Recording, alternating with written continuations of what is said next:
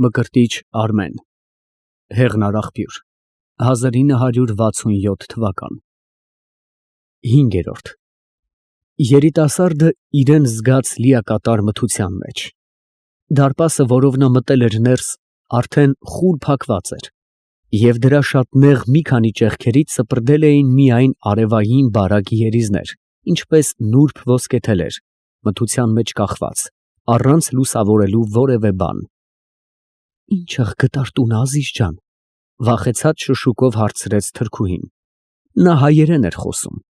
և խոսում էր նույնքան լավ, որքան որ թուրքերեն։ Քո անուշ հոտովդ գտա, Անուշ ջան, քու ամուր քաշելովդ գտա, Քաշող ջան, չէ, դու նսա, թե ինչ աղ գտար տունը։ Աշկերս խփի, սերը տնձի բերեց, ակնջներս խփի, ձենը տնձի բերեց։ Չէ, դու նսա, թե ինչ աղ գտար տունը։ Ինչ աղ չգտնեի, քու քաղցր լիզվի նկարագրությունով գտա։ Դու նորս իր թե մեր գաղտնիքի պես փակ տուն մնե, էդի գնձի հերիք էր։ Նույն րոպեին դարպասի թակը ուժեղ չխչխկաց մի քանի անգամ։ Թրքուհին վախեցած ճիչ արձակեց և կպավ տղային։ Տղան ամուր գրկեց նրան և նրանք շնչները պահեցին։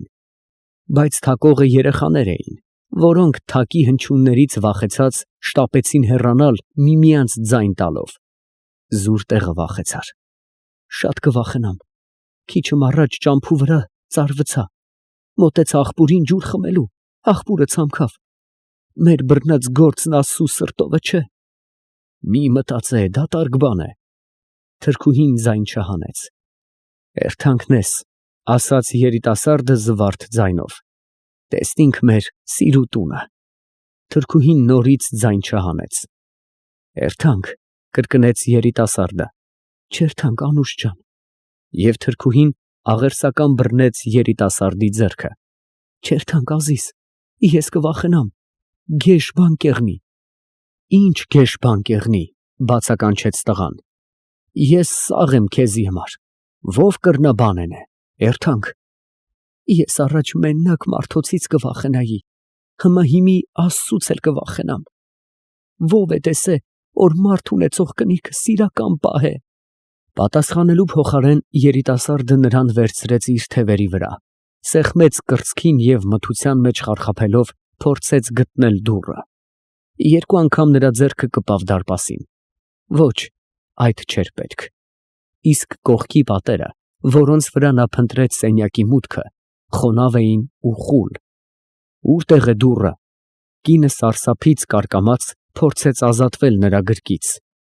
Ո՞ւրտեղ է դուռը, Ազիզ։ Չգիտեմ, մի հարցնե։ Վերջապես դիմացի պատի վրա տղայի ձեռքը շոշափեց երկաթե մի ունկ։ Տղան քաշեց այն և զարմացավ անսպասելիությունից։ Այնտեղ, որտեղ նա սենյակ էր ենթադրում, տեսավ տան պարտեզը։ Փոքրիկ քառակուսի բակ էր այն։ Պատերի տակ կային սպիտակասալ մայթեր։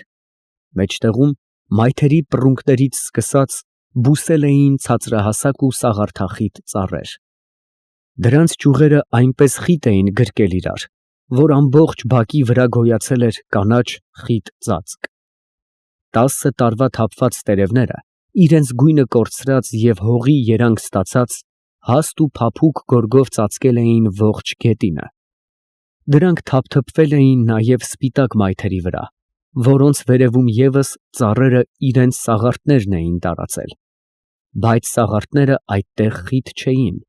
և արևի պայծառ ու խոշոր պատառները ընկել էին մայթերի վրա, ավելի շեշտելով կենտրոնի կանաչավուն կիսախավարը։ Պարտեզի կենտրոնում կար սև քարե մի քառակուսի ավազան, գետնին հավասար պռունգներով։ Դրա կենտրոնից, կարմրաքար գուռից, բուղը խորդում էր ջուրը և թափվում ավազան։ Երևում էր, որ ջուրը փակ էր եղել, և թրքուհին նոր էր բացել այն, որովհետև ջուրը ավազանում թարմ էր և չմամռակալած։ Ավազանի շուրջը նկատվում էին ծաղիկների մարգերի հետքեր, որոնք նույնպես ծածկված էին մեռած տերևներով։ Բնակարանը բռնում էր դիմացի ողջ պատը, որ զվարթ նարնջագույն աղյուսից էր։ Պատի կենտրոնում քառանկյունի խորության մեջ դուռն էր, դեպի որը բարձրանում էին քարե մի քանի աստիճաններ։ Մուտքի մի կողմում պատն ուներ սպիտակ շրջանակներով 3 սովորական լուսամուտներ, իսկ մյուս կողմում համարյա ողջ պատը բռնել էր մի քառակուսի մեծ լուսամուտ, բազմաձև գույնզգույն ապակիներով։ Բակի մյուս պատերը ևս նարնջագույն աղյուսից էին, կողքերի պատերի տակ օժանդակ սենյակներն էին, նեղ դռներով։ Փողոցի վրայի պատը, դարպասի երկու կողմերում, ուներ սրածայր կամարներով երեքական որմնախորշեր, սպիտակ սվաղած։ Այդ որմնախորշերում դրված էին տարբերաձև 6 խոշոր սափորներ, որոնց բրոնզը ամբողջովին փորագրված էր արաբական բառերով։ «Սաղ Գյումրին էլ որ ոտի կայնի, Անուշ, էլ չպիտի կրննա գտնի մեր սիրուտունը», բացականչեց տղան։ «Հեչ մի վախենա»։ Թրքուհին փաթաթվեց նրա պարանոցով։ Տղան իր գրկից բաց չթողնելով նրան, քայլեց դեպի բնակարանի դուռը։ 6 Հատակն ամբողջ ծածկված էր գորգերով, 3 պատերը մինչև իրենց բարձրության կեսը նույնպես ծածկված էին գորգերով, իսկ գորգերից մինչև առաստաղ նուրբ մանրանկարներ էին, որոնք տեղ-տեղ ընդհատվում էին սրածայր կամարաձև որմնախորշերով։ Պարտեզի որմնախորշերի նման այդտեղ ևս շարված էին սափորներ, բայց ավելի փոքր, և ոչ միայն բրոնզից, այլև գունազարդ կավից, ճենապակուց, արծաթից։ Առջևի պատը ամբողջովին բազմագույն ապակիներով լուսամուտն էր։ Այնտեղ կային 1000 ու մի չափի օղակներ, աստղեր, արևներ, ծաղիկներ, բաղկացած մանր ու մեծ ապակիների խայտաբղետ ներդաշնակությունից։ Այնքան բազմագույն էր այդ լուսամուտը իր բազմաձև ապակիներով, որ թվում էր հիանալի մանրանկար, որտեղ վառվող գույները կարծես պայծառ ներկեր լինեին և ոչ թե դրսից թափանցող արևի լույսը։ Առաստաղի 4 անկյուններում կային ուռուցիկ քանդակներ, բաղկացած եռանկյունիներից, որոնք ծածկված էին հայելու կտորներով։ Հայելու նույնպիսի կտորներով էր ծածկված նաև առաստաղի կենտրոնը, որտեղից կախված էր բրոնզե մի մեծ ջահ։ Թե լուսամուտի, թե գորգերի, թե պատերի մանրանկարները այդ բեկբեկուն հայելիների մեջ անդրադառնում էին գույների ու ձևերի ամենաանհնար կոտրատումներով։ Սենյակի խորքում գորգերից մեկի վրա թեք ընկած և թևը ասեղնագործ մետաքսե մի բարձի հենած, այդ հայելիներին էր նայում երիտասարդը։ Նրա մոտ ամոթից շառագունած ու ավելի գեղեցկացած գլխահակ նստել էր թրքուհին։ Վերևից անշարժ կախվել էր ջահը, որի վրա մոմերը չէին վառվել ահա 10 տարի։ Հատակին, կնոջ խոնարհած հայացքի ներքո, փռվել էին գորգի անիմանալի նկարները։ Հանկարծ երիտասարդը նայեց դեպի լուսամուտը և բազմաբղետ լույսը արտացոլվեց նրա աչքերում։ Առանց նայելու կնոջը նա ձեռքը դրեց նրա ձեռքի վրա և շշնջաց. «Ես կիստեկեմ այգին 10 տարվա մեռած տերևներեն, թող ուրախ եղնի մեր սիրո տունը։ Ես կնորոգեմ մարգերը և նորից ծաղիկներ կցանեմ էնտեղ, թող զվարթ եղնի մեր սիրո տունը։ Ես կնոսրցնեմ ծառերի ու ճեղքերուն արևի համար, թող պայծառ եղնի մեր սիրո տունը։ Հարկավոր չէ, չկամեցողը երդիկ կելնի, էնտից կնկատե քեզի, թող էսպես մնա։ Ես ծառ ու ծաղկի ուստա կկանչեմ, զարդարել կուտամ այգին, Ազիզ, թող մեր սերը լավ անցնի ու լավի մեջ անցնի։ Հարկավոր չէ, Ազիզ, առանց էն էլ դուն շատ ես մխսե, ինչի համար։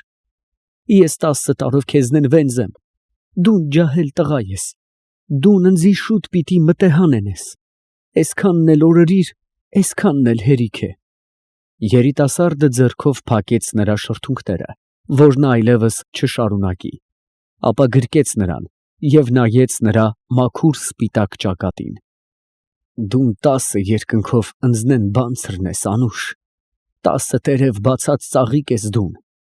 10 գարուն տեսած աղունիկ ես դուն։ Թվաց, թե երիտասարդը մեծ տղամարդ էր,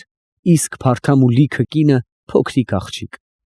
Մնալով մի քիչ այդպես գրկախառնված, կինը հանկարծ տագնապով դուրս եկավ տղայի թևերի միջից, ձեռքը դրեց սրտին և մրմնջաց. «Գեշ բան պիտի եղնի, Ազիզ, սիրտս անհանգիստ է, մեր սերը երկար տևել չի կռնա։ կնիկ արարածն այսքան երջանիկ եղնելու իրավունք չունի։ Մի խոսի, մի ըսե։ Դուն պզդիկ ես,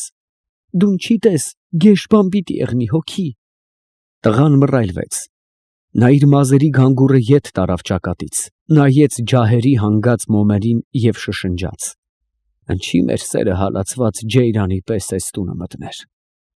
ընչի ամնչեինք մարդոցից ու աշխարհքից, ընչի, ախր ընչի»։ Կնոջ աչքերը թրջվեցին արցունքից, տղան շարունակեց. «Աշխարհքը կթքե մարդուց բաժնվող կնկա երեսին, աշխարհքը կթքե այդ կնկան առնող մարդու երեսին։ Մենք իրավունք չունենք իրար հասնելու, մեր սերը գողություն է, ընչի, ախր ընչի»։ 7 Քաղաքի հեռուներից հասան եկեղեցիների զանգերի ձայները, կինը ցնցվեց. «Գնա, գնա հոգի, հիմի բոլոր տղամարդիկ բազարից տուն կուգան, էնոնք չպիտի նկատեն, չէ, թե էս տնեն քու դուս գալդ, չպիտի տեսնին էս մայրի ծերթալդ, դուն ձախ կողմի դարտակ փողոցով իջի բոստոնները, այդ կողմեն քեզի մարդ չի տեսնի։ Կերթամ հոգի, կերթամ, չէ, հիմի գնա ազիս, ախր ես էլ պիտի երթամ, ուշ է»։ Տղան վեր կացավ, դրեց փափախը. «Անուշ, մեկ էլ երբ կուգաս»։ «Էլի կիրակի օրը»։ «Որ ես մեռնիմ, ինչի կիրակի, անգութ, գոնյա ուրբաթ օր»։ «Ուրբաթ»։ Ներողամիտ ժպտաց կինը։ «Թուրքի կիրակին, բոլոր տղամարդիկ էդ օրը մայլեն կեղնին, բոլոր ապրողները տներեն դուս, փողոցները կեղնին»։ «Գոնե շաբաթ օրը»։ «Չէ, ազիս», հառաչեց կինը, «օր շուտ գամ, մեր տնեցիք կնկատեն, օր շուտ հանդիպինք, աշխարհքը մեզի շուտ կբաժնե իրարուց, ես մենակ կիրակի օրերը տնեն դուս գալու պատճառ ունիմ»։ Տղան գլխիկոր դուրս ելավ թրքուհու հետ։ Երկու դարպասների մութ միջանցքում նա համբուրեց կնոջը և ետ քաշեց փողոցի դարպասի փակը։ Թրքուհին գլուխը հանեց դուրս, նայեց աջ ու ձախ։ «Մարդ չկա, ազիս, գնա»։ Երիտասարդի գնալուց հետո, սպասելով մոտ քառորդ ժամ, կինը նույնպես դուրս ելավ, մեծ բանալիով կողպեց դարպասը և նույնպես ձախ կողմի անմարդ փողոցով իջավ դեպի բոստանների միջով անցնող ճանապարհը։ Նրան ևս ոչ ոք չնկատեց։ 8 Քաղաքի փողոցներում վերջալույս էր։ Դռների մոտ դրված քարերի վրա նստել էին հասակավոր գյումրուհիները և գուլպա էին գործում։ Մատների մեքենայական շարժումներով ճաղերը աշխատեցնելով,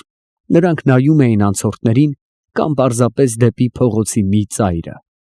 Այն փողոցները, որոնք ձգված էին հյուսիսից հարավ, արդեն գտնվում էին աղջամուղջի մեջ։ Միայն դրանց անկյուններում մայթերը լուսավորվել էին ոսկե եռանկյունիներով, ցույց տալով, որ հատող փողոցները դեռ ողողված էին արևի վերջին լույսով։ Որքան պայծառ էր երևում արևի վերջին այդ լույսը գրոհող ստվերների մեջ։ Արևմուտքից արևելք ձգված փողոցներում որքան համառ էին կառչել ճիգից կարմրած ճառագայթները ապակիներին,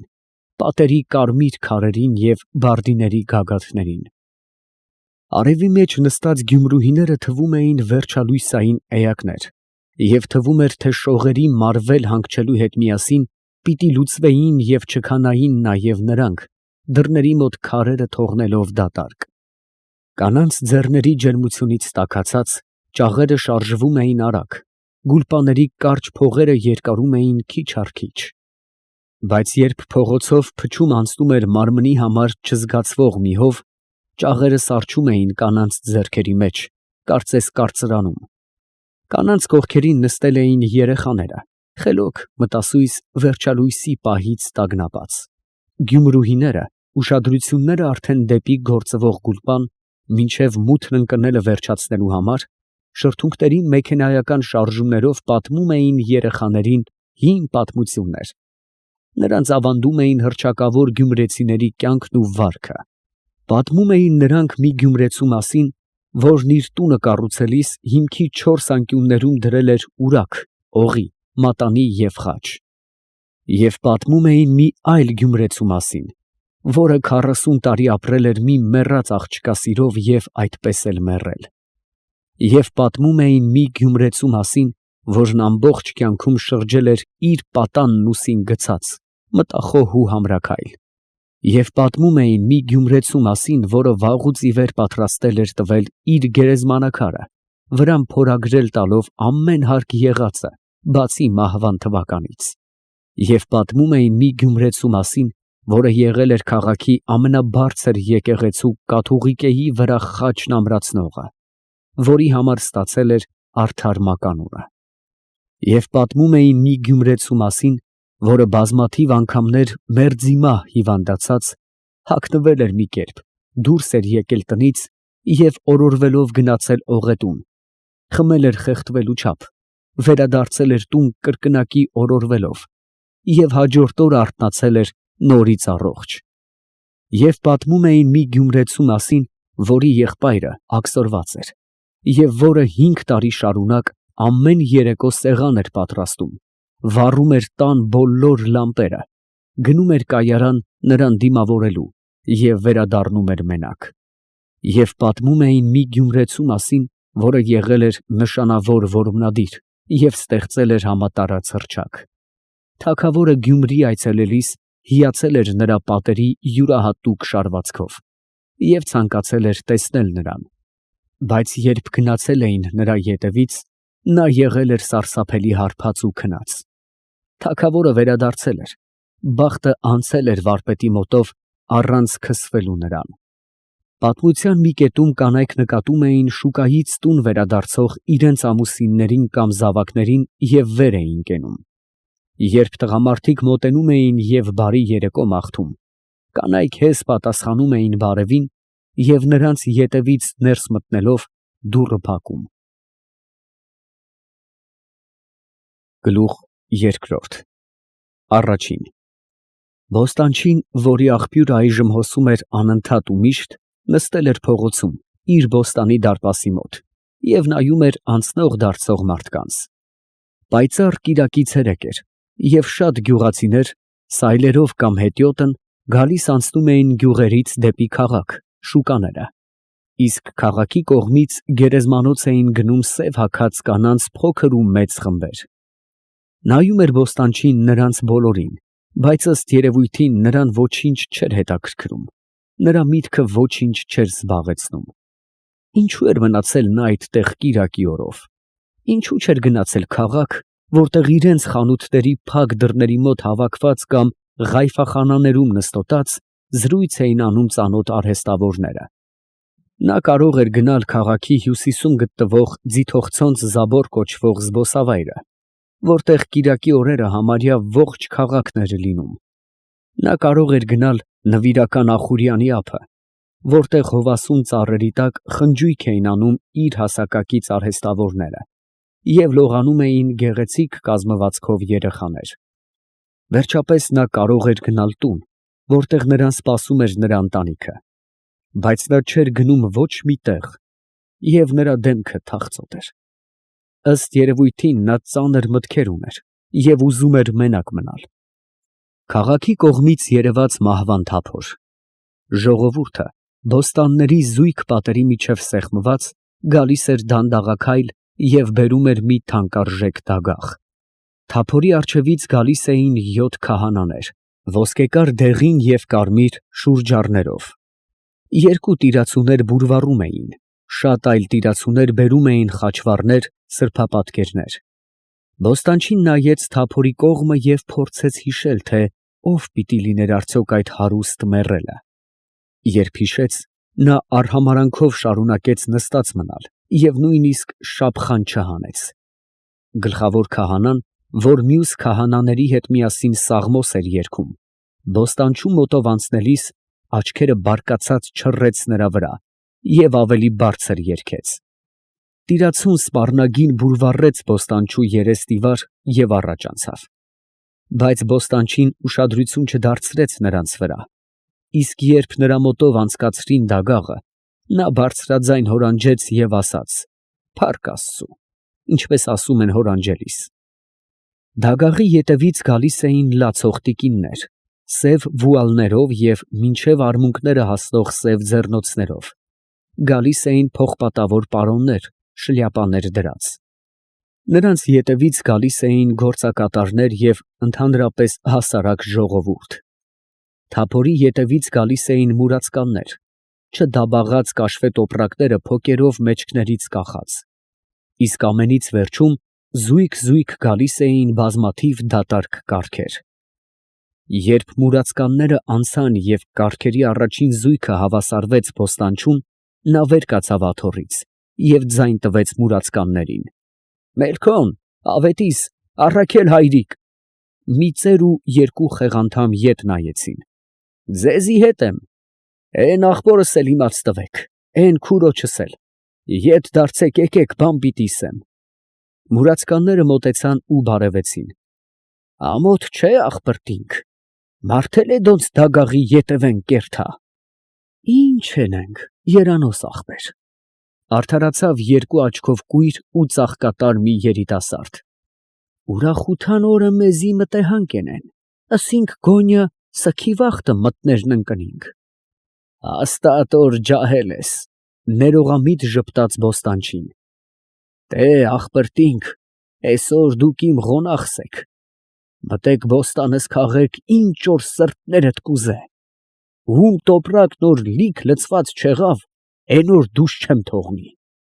«Ասպաց քեզի երկան արև տա, երանոս որդի», սկսեց օրհնել ծերը։ «Ջուղտ ապրիս, մե բարձի ծերենաս»։ Բոստանչին ծանր հառաչեց։ «Էդպես մի ասե, հայրիկ, դուն էլ քույրիկ էդպես մի ասե, դուք ամենքդ էլ ձեր արդար բերնով մեմե բերան Աստծուն աղաչեք, որ մուրազս կատարե, ուրիշ բան չեմ ուզե։ Տե, մտեք նես»։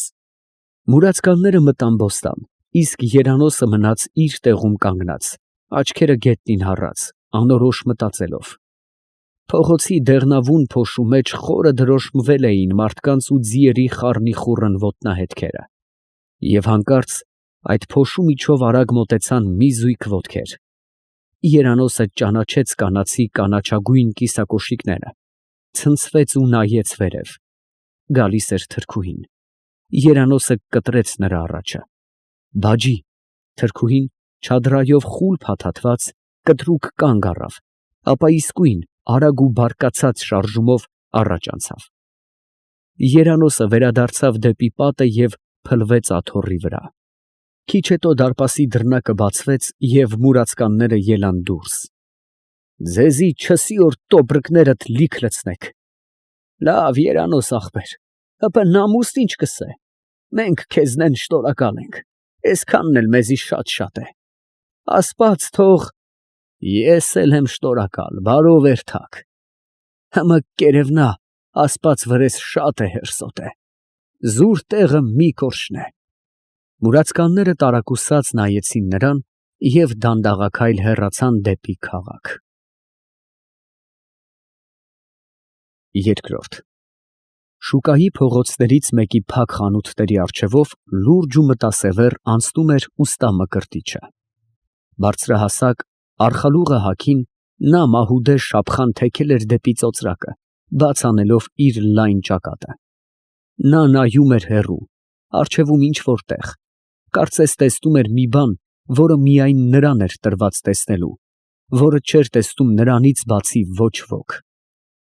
Խանութների մոտ հավաքված մարդիկ բառի կեսի վրա ընդհատելով խոսակցությունը, ակնածանքով բարևում էին նրան, շափխաները արագ հանելով, ապա միայն նրա անցնելուց հետո դանդաղ ծածկելով։ Ուստան պատասխանում էր գլխի աննկատելի շարժումով, համարյա չնայելով նրանց։ Ցերեկը մի քիչ էր անց, դեռ շոգ էր, և ուստայի լայն ճակատի վրա կային քրտինքի մարգարիտներ։ Նա կանգ առավ, ետ տարավ արխալուղի փեշը, ձեռքը տարավ դեպի գոտին, վերցրեց այնտեղից կախված և իր մի ծայրով համարյա գետնին քսվող մեծ, վառ կարմիր թաշկինակը սպիտակ պուտերով, սրբեց ճակատը և նորից թաշկինակը իր տեղը կախեց։ Ապա արխալուղի գրպանից հանեց չիբուխը և թութունի քիսան, թուլացրեց քիսայի ղայթանը և չիբուխի գլուխը կոխեց թութունի մեջ։ Դիմացի Ղայֆախանայից մարդիկ հետևում էին ուստայի շարժումներին։ Նա չիբուխը լիք լցրեց թութունով, բթամատով սեղմեց, տեղավորեց այն, ապա բարակ ծխափողի ծայրը առավ բերանը։ Անմիջապես Ղայֆախանայից դուրս թռավ 25 տարեկանի չափ մի երիտասարդ և դեռ մյուս մայթի վրա լուցկին վառելով կտրեց փողոցը, մոտ վազեց ուստային։ Ուստան նրա վրա ուշադրություն չդարձրեց։ Նույն քիսայից հանեց չախմախն ու չախմախաքարը, հանեց խավաթելը, դրեց քարի վրա և պողպատը խփեց քարին։ Թելի ծայրը մխաց, ուստան այն դրեց թութունի վրա և ֆսթֆստացնելով օդը ներս քաշեց։ Թութունը վառվեց։ Նույն վայրկյանին լուցկին այրվեց, վերջացավ երիտասարդի մատների միջև և խանձեց նրա մաշկը։ Նա առանց ցավն արտահայտելու կամացուկ վար գցեց այրված լուցկին և շարունակեց մնալ անշարժ կանգնած։ «Ո՞ւմ տղեն ես», չափազանց խիստ հարցրեց ուստա Մկրտիչը գործն ավարտելուց հետո։ «Ոսկերիչ Վաղինակի»։ «Վարոս մանչն ես»։ «Հրամանք կենես»։ «Ի՞նչ կենեիր, Ղայֆախանեն»։ Տղան ձայն չհանեց։ «Ամոթ է, ամնչե, հորդ հարստությունը կերար, խեղճ մարդն ավուլ հացի կարոտ պիտի մեռնի։ Հերիք չէ Ղայֆախանեքն ու Միկիտնները քաշքաս»։ «Հորեղբայր», փորձեց արդարանալ Վարոսը, «ես Միկիտան ոտք չեմ դրել, իսկ Ղայֆախանեն էլ գործով մտա։ Դռանքովը նստած աչքս ճամփուն ընկորս կսպասեի»։ «Սուս», և ուստան չիբուխը հանեց բերանից։ «Սալախանա, ափսոս են հեր որ դուն ունիս»։ Վարոսը գլուխը կախեց։ Ղայֆախանայում տիրեց լռություն։ «Ի՞նչ արեստի ես»։ «Արեստ չունիմ, հորեղբայր»։ «Ապրի՛ս, ոսկերչությունը թևդ կցավցնե»։ Վարոսն ամենայն խոնարհությամբ լուռ մնաց։ «Քեզի հարկավոր է դամրջի Բաղդասարի քովը ղրկել, որ ոսկրներդ ջնջխե։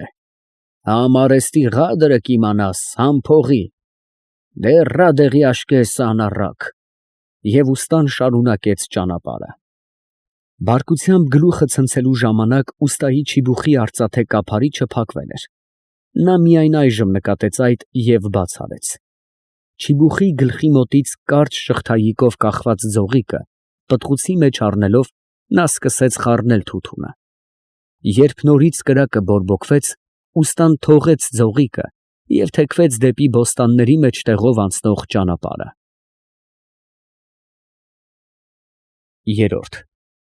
Որքան որ խուլ ու սեղմված էր բոստանների մեջտեղով անցնող ճանապարհը, այնքան ընդարձակ ու լայնահորիզոն էին բոստանները։ Մտնելով դրանցից մեկի դարպասով, մարդ իրան անմիջապես կզգար այլ աշխարհում, որտեղ չկային դեղին, թանձր փոշի և երկնքի կապույտը սահմանափակող բարձր պատեր։ Բացվում էր բոստանների լայնարձակ տեսարանը, որ փռված էր մինչև հեռու դաշտերը։ Բոստանները իրարից սահմանագծված էին միայն խոպան հողի նեղ շերտերով, որոնք միաժամանակ իշասայլակների ճանապարհներ էին։ Այդ ճանապարհների երկու եզրերին ցանցառ շարված էին հովասուն ուռիներ և բարձրահասակ բարդիներ։ Ուռիներ ու բարդիներ կային նաև բոստանների մեջ, այստեղ այնտեղ։ Յուրաքանչյուր բոստանի կենտրոնում կանգնած հոլիկը ևս երեք կողմից շրջապատված էր ծառերով, բաց ունենալով միայն ճակատի կողմը։ Հոլիկներից յուրաքանչյուրի ետևում կանգնած էր մի փոքրիկ սայլակ, որի մոտ կապված արածում էր մի էշ։ Ծառերի զույգ շարքերի միջև արխով հոսում էր ջուրը և գնում դեպի հարևան բոստանները։ Բոստանների ետևում հեռու, շատ հեռու, սկսվում էր խոպան դաշտը, որտեղ քաղաքի աղբն էր թափվում կույտերով։ Այնտեղ արևի տակ պսպղում էին ապակու մանր կտորներ։ Մի քանի տարի հետո աղբով պարարտացած հողի վրա պիտի աճեին նորանոր բոստաններ ու ծառեր, իսկ աղբասայլակների ճանապարհը ավելի պիտի երկարեր։ Բոստանների միակ պատերը նշանակված էին գյուղերից դեպի քաղաք տանող ճանապարհը պատնեշելու համար, որպեսզի անցորդները, գլխավորապես գյուղացիները, չմտնեին բոստան։ Այժմ նորից էին անցնում նրանք իրենց սայլերով, վերադառնում էին գյուղ։ Դեռ հազիվ էր կոտրվել կեսօրը, և նրանք իհարկե արևով կհասնեին տեղ։ Գյուղացիներից մեկը վարձ հատկեց սայլի վրայից, մոտեցավ պատի մեջ շինված մի աղբյուրի, գյուղացու ահագին կումերով շտապ կուլ տվեց ջուրը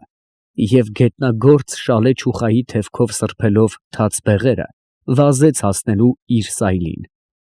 Երբ վերջին սայլը անհետացավ պատերի ոլորի ետևում, քաղաքի կողմից երևաց ուստա Մկրտիչը։ Դեռ հեռվից տեսնելով դատարկ աթոռը երանոցի դարպասի մոտ, նա վերցրեց, իր հետ տարավ ներս, դրեց պատի տակ և գնաց դեպի հեռու հոլիկը։ «Բարի օր, երանոց»։ Աստծու բարին, ուստա Մկրտիչ, անակնկալ այցելությունից ուրախացած ասաց բոստանչին, արագ դուրս գալով հոլիկից, մի ձեռքին դանակ, մյուսին բահի կոթը։ «Էս ինչըխ լավ բան էր իր օրեկար, համեցի։ Գործը տերա, ասաց ուստան, տեսնելով, որ երանոցը վար է դնում դանակն ու բահի կոթը։ Ամենավենձ գործը քու հրամանքիդ ծառայելն է, ուստա Մկրտիչ։ Ուստան նստեց հոլիկի պատի տակ դրված թախտի վրա և շափխան հանեց։ Լայն ճակատից վերև նա ուներ խիտ սև մազեր։ «Էս ինչըխ միտքդ գցիր, ուստա ջան, բանցր նստի, կեցի բարձ բերեմ»։ Չէ, բարձ չեմ ուզե, ճամփու թոզը հոգի հանեց։ Եվ չուստերը հանելով ուստան թափ տվեց դրանց մեջ լցված հողը, ապա բրդե գուլպաների կապերը շալվարի փողերի վրա ամրացնելուց հետո ոտնամանները նորից հագավ։ «Ինչ բանի ես, երանոց»։ Ուստա ջան, մե խորովածը մենեմ։ Չէ, չեմ ուզե, շնորհակալ եմ։ Ուստա ջան, դեմ մի եղնի, օրեցեն մե օրըմ բոստանս ես եկե։ Թե ռախի ունիս, բե, ուրիշ բան պետք չէ։ Ռախին իրան կարգին, հապա զակուսկի։ Բոստանդ կուդենք։ Երանոցը հոլիկից բերեց գավով լիքը օղի և կավե գավաթներ,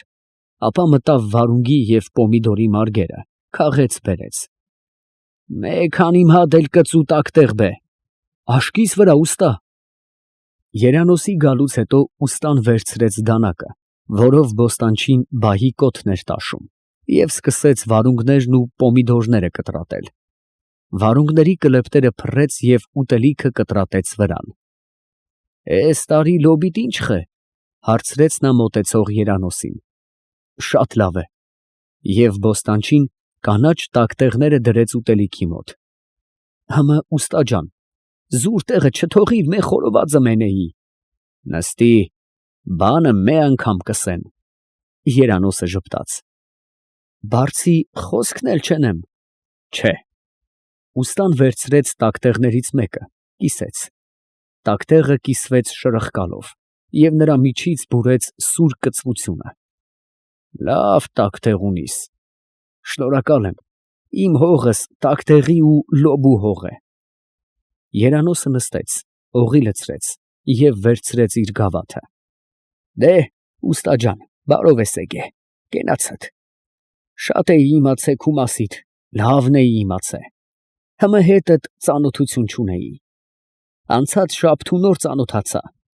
Լավեն էլ լավը տեսա։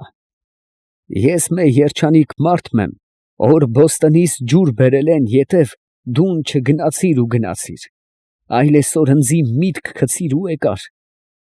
Հիմի ես մե նպատակım ունիմ, որ մեր բարեկամությունն էս ռախու պես կարճ չեղնի,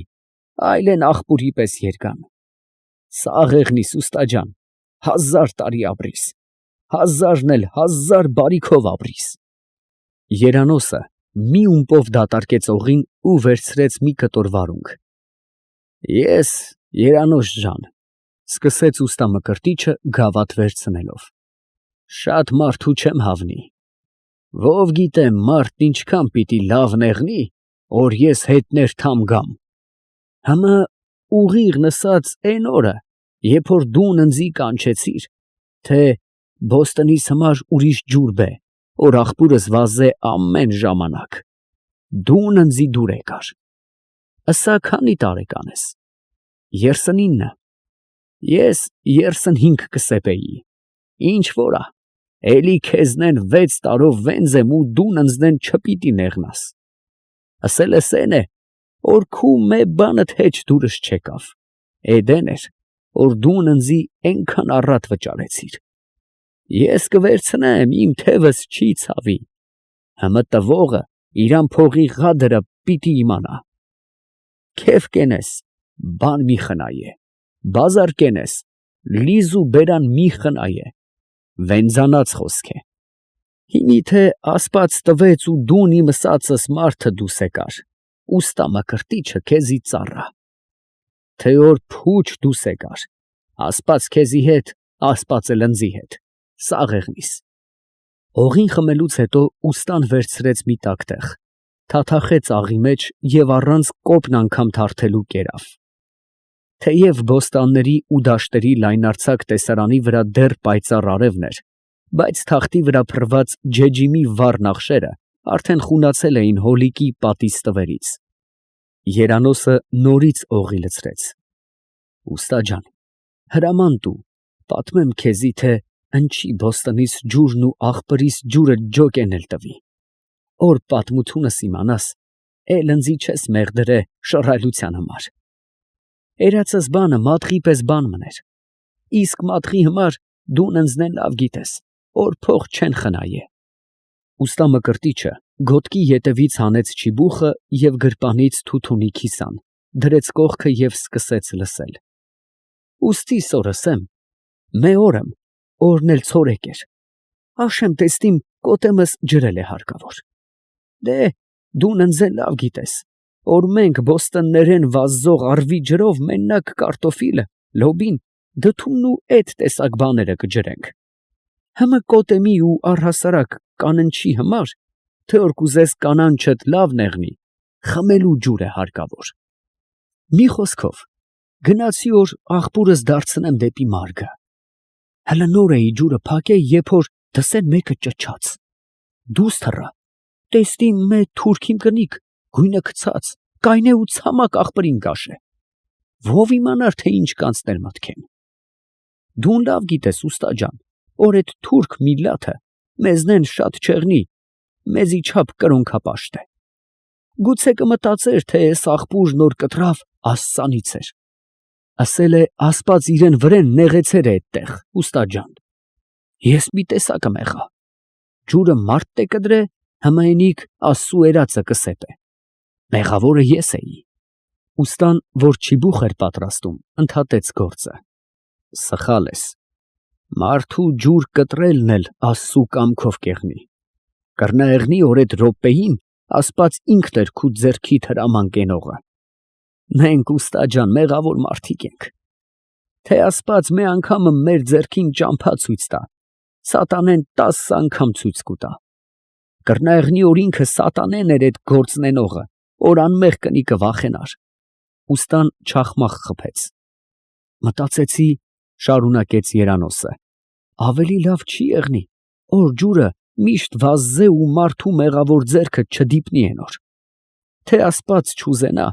որ մե մարդը իրան ջրեն խմե, թող ինքն իրան հրաշքով կդրե այդ ջուրը։ Ուստան ծուխը ներս քաշեց, ապա մտածկոտ դուրս փչեց և սկսեց երկար մտածել։ Երանոսը անթարթ նայում էր նրան։ Վերցուտ հասդ, Երանոս, ասաց վերջապես ուստան։ Էս էլ թող քու կենացը տեղնի։ Թող ասպաց քու բարիդ հիշե, չարդ մտեհանեն է։ Աբրիս շատ, չաբրիս վատ։ Քու երացիդ նպատակն ընձի հեչ դուր չեկավ։ Տա ասպաց որ այդ սխալմունքդ վերջի սխալմունքը տեղնի։ Ես 20 տարվա ուստա եմ, 20 աղբուր եմ շինե։ Հմը հեչ չեմ տեսե որ ասպաց իրան սեփական ձեռքով ջուրը կդրե։ Քու այդ մտածմունքդ աստծուն փորձել կնշանակե։ Ասպաց կգործե մարդու ձեռքով։ Ճիշտ է, սատանեն էլ կգործե մարդու ձեռքով։ Հմը այնտեղ էլ աստծու մատը խառն է։ Էնպես որ այդ րոպեին քու ջուր կդրելդ մի երկնային նշանը մը եղե։ Ասպաց չէ ուզեցե որ էդ կնիկը ջուր խմե։ Տա ասպաց թողություն թե այնոր մեղքերուն, թե քու, թե իմ ու թե առհասարակ աշխարհքի։ Կենացդ։ Ուստան խմեց, կերավ մի տակտեղ և շարունակեց ծխել։ Շնորհակալ եմ ուստա ջան, պատասխանեց Երանոսը, որ դու ինձ խրատ տվիր, որ դու իմ կենացս խմեցիր։ Քու ասածդ խոսքն իմ գլուխս էլ պառկավ։ Ճիշտ է, ես սխալմունք եմ երել, հմը աղբուրն Աստծուն հաճելի գործ է։ Թե իմ աղբուրս առաջ 12 ժամ կվազզեր,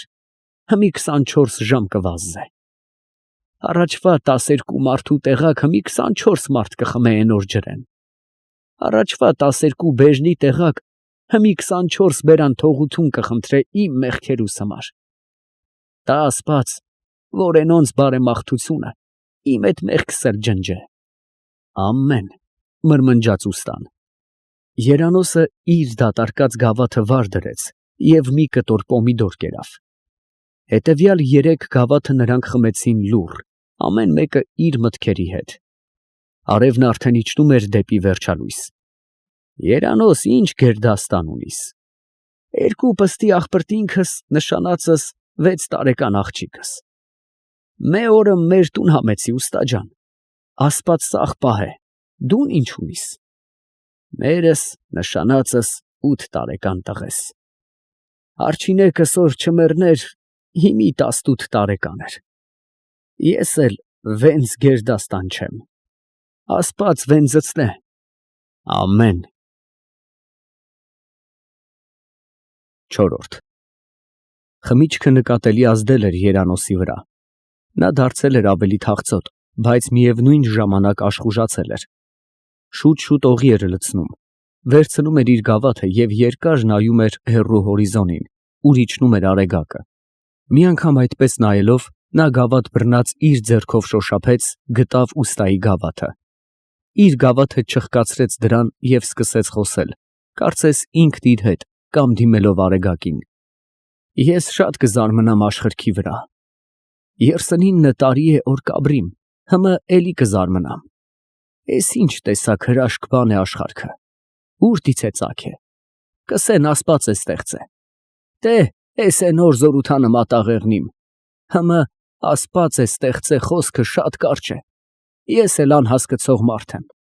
Կուզեմ որ մեկը նստի ու ընձի երկամ բարակ բացատրե, թե ով ենք մենք, ընչի կաբրինք, ու էդոր մեջ ինչ տեսակ նպատակ կա։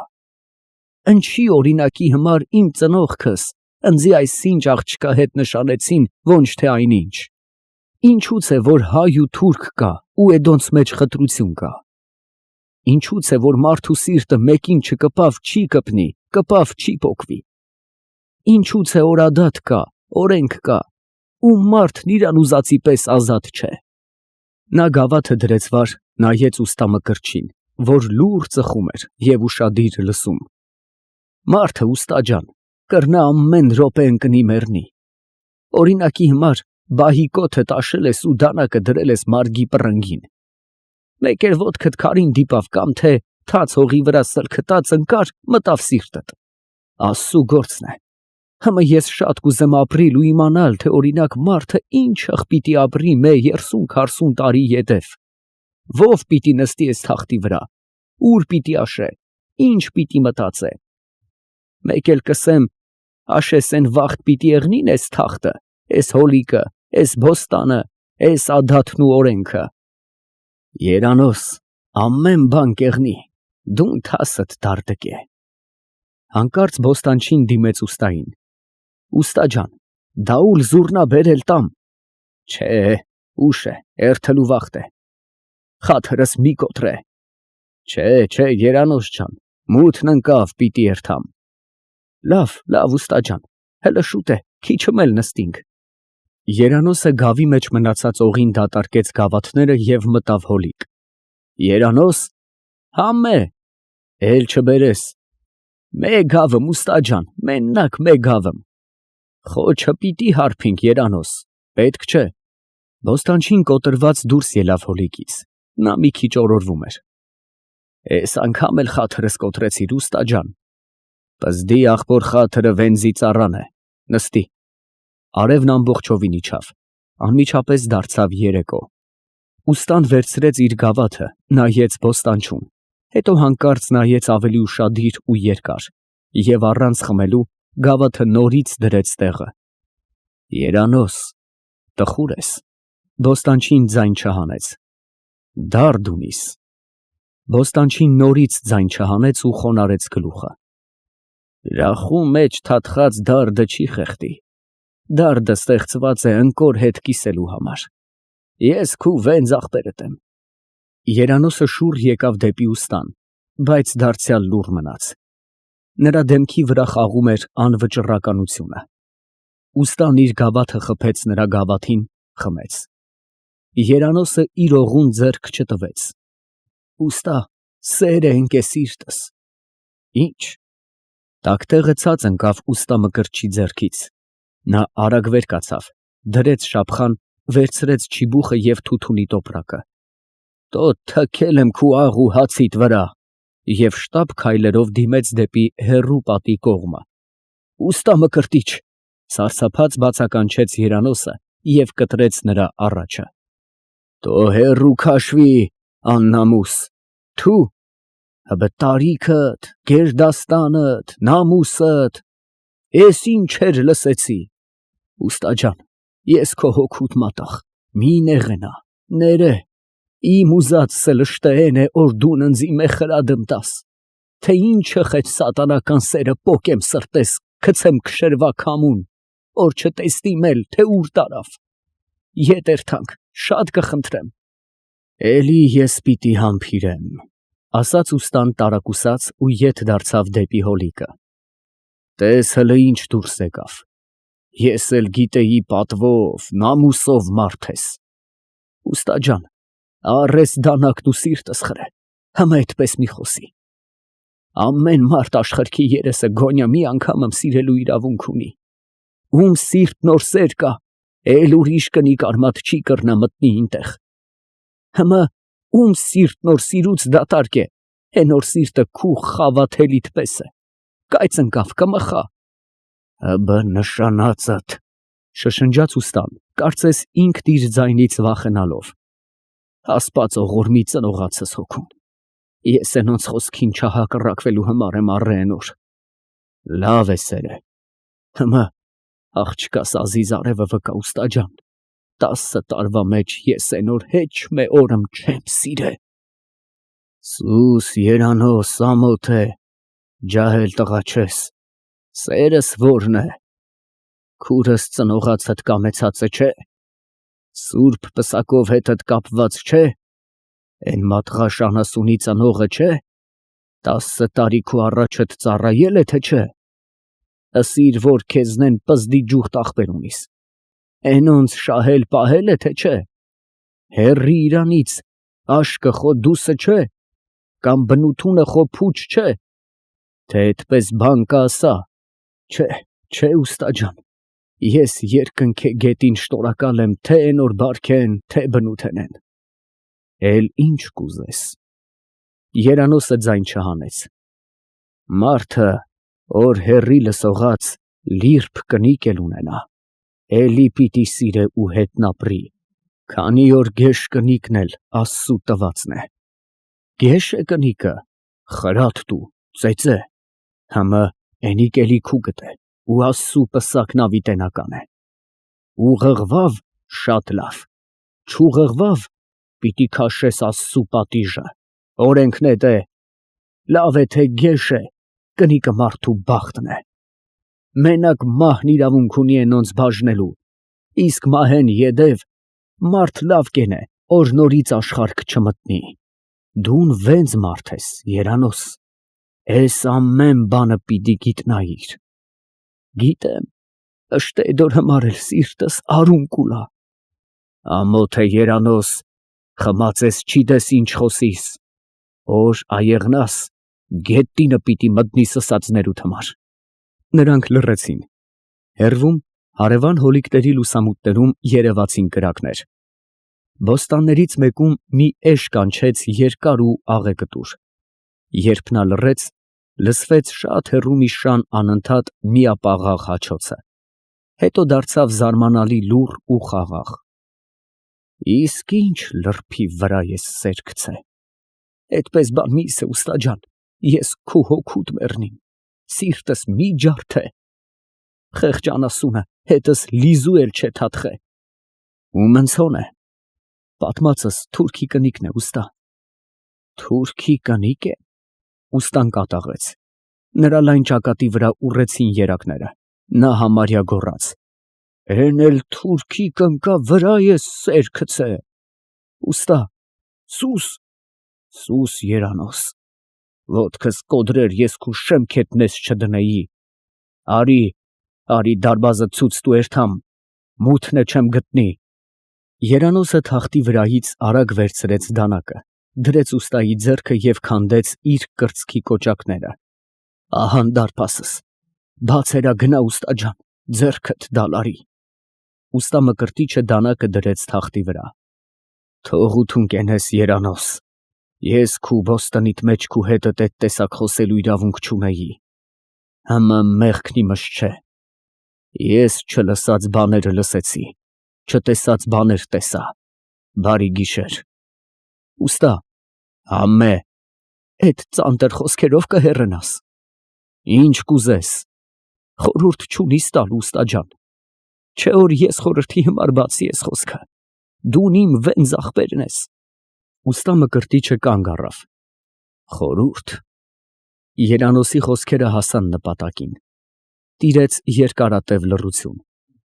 Խավարի մեջ ոչինչ չէր երևում։ Հանկարծ չխչխկաց ուստայի կայծաքարը և մանր կայծեր թռան։ Ուստան ծխեց։ Լավ լսիր երանոս, քեզի խորհուրդ է հարկավոր։ Ես իրավունք չունիմ էս տեսակ հեռենալու։ Համը իմ խորհուրդս էն գլխուց պիտի քեզի հայտնի եղներ։ Սիրտդ իստկե էդ ախտից։ Ինչը խիստկեմ ուստա։ Գերդաստանեդ հեռու մի մնա, մենակ մի մնա։ Պատվով նամուսով բարեկմտիկ ունեցի, լավ ընկերտանք ունեցի։ Ուրիշի սերը տես բարի նախանձով նախանձե, ինքդ էլ սիրե, ադաթ ու օրենք ճանչեցի։ Գալով թուրքին, իհարկե, թուրքն էլ մեզի պես Աստծու ստեղծածն է։ Էն որ ասպացն էլ են է, ինչ որ մերը։ Համը էն որ կրոնքն էլ է ուրիշ, ազգն էլ։ Ինչը կրնա եղնի որ քրիստոնյա միլլաթը մահմեդականի հետ կապվի։ Էդ բանը ոնչ հայեկեն է, ոնչ թուրքը, ոչ էլ մե ուրիշը։ Թե որ մեկն ու մեկը իրան կրոնքն ու ազգը փոխե, ետև նշանվի, էթը լկարելի է։ Համը ով կփոխե։ Հայը փոխե, հայերն են որ կսպանեն, թուրքը փոխե, թուրքերը։ Թեև ուստա Մկրտչի վերջին խոսքերը հնչեցին շատ դաժան, բայց նրա ձայնը մեղմ էր, և նա ըստ երևույթին այլևս բարկացած չէր երանոսի վրա։ Ամեն գեղի օսկոր գեղի շանը պիտի հասնի, հին օրենք է, շարունակեց նա։ Թուրքը թուրքի համար է ծնվե, հայը հայի։ Երանոսը կանգնել էր գլխիկոր և ընկճված։ Լավ, այ ախպեր, հայն ու թուրքն որ իրար առնին, էնոնց զավակն ինչ ազգի ու կրոնքի պիտի եղնի, դուն ինքդ ըսա։ Բոստանչին լուռ էր։ Առանց ազգի մարդ կեղնի։ Եվ մի քանի վայրկյան պատասխանի սպասելուց հետո նորից հարցրեց. Առանց կրոնքի մարդ կեղնի։ Նա ճիբուխը թխթխ կացրեց ծառի բնին, թափ տվեց մոխրից ու դրեց գրպանը։ Այժմ նա խղճաց իր առջև կանգնած վշտաբեկ մարդուն։ Եվ նայելով մթությամբ պարուրված նրա կերպարանքին, ուստա Մկրտիչը հանկարծ ժպտաց իր սեփական երջանկության գիտակցությունից։ Խրատներից ավելի ահա թե ինչը կարող էր ներգործել Երանոսի վրա։ Եթե նա տեսներ սրբազան ավանդների պահապան իր մորը, ամուսնացած կնոջ հրաշալի տիպար իր հեղնարին, տան ուրախություն ու զարդ 8 տարեկան իր գալուստին, եթե նա գոնե մի անգամ լիներ իր ընտանեկան խաղաղ հարկի տակ և տեսներ, թե որքան բախտավոր կարող է լինել մարդը, նա անպայման կնախանձեր բարի նախանձով և կազատագրվեր այդ չլսված կախարդանքից։ Երանոսը լավ մարդ է և ափսոս է նա։ Հերթանք Երանոս, ես քեզի գինի պիտի պատվեմ։ Ուստա ջան, շատ շնորհակալ եմ։ Հիմի ախպերս պիտի գա։ Ընձի որ իստեղ չտեսնի անհանգիստ կեղնի։ Մարդ է, մտքեն 1000 բան կրնա անցնե։ Եղավ 4 օր որ տուն չեմ գնացե։ Մնա մե ուրիշ անգամ եմ կուգամ։ ուստան հանկարծակիի եկավ։ Պատիվս չես ընդունել։ Բոստանչին զգաստացավ, զգաց, որ վիրավորում է ուստային և ստիպվեց համաձայնվել։ Լավ,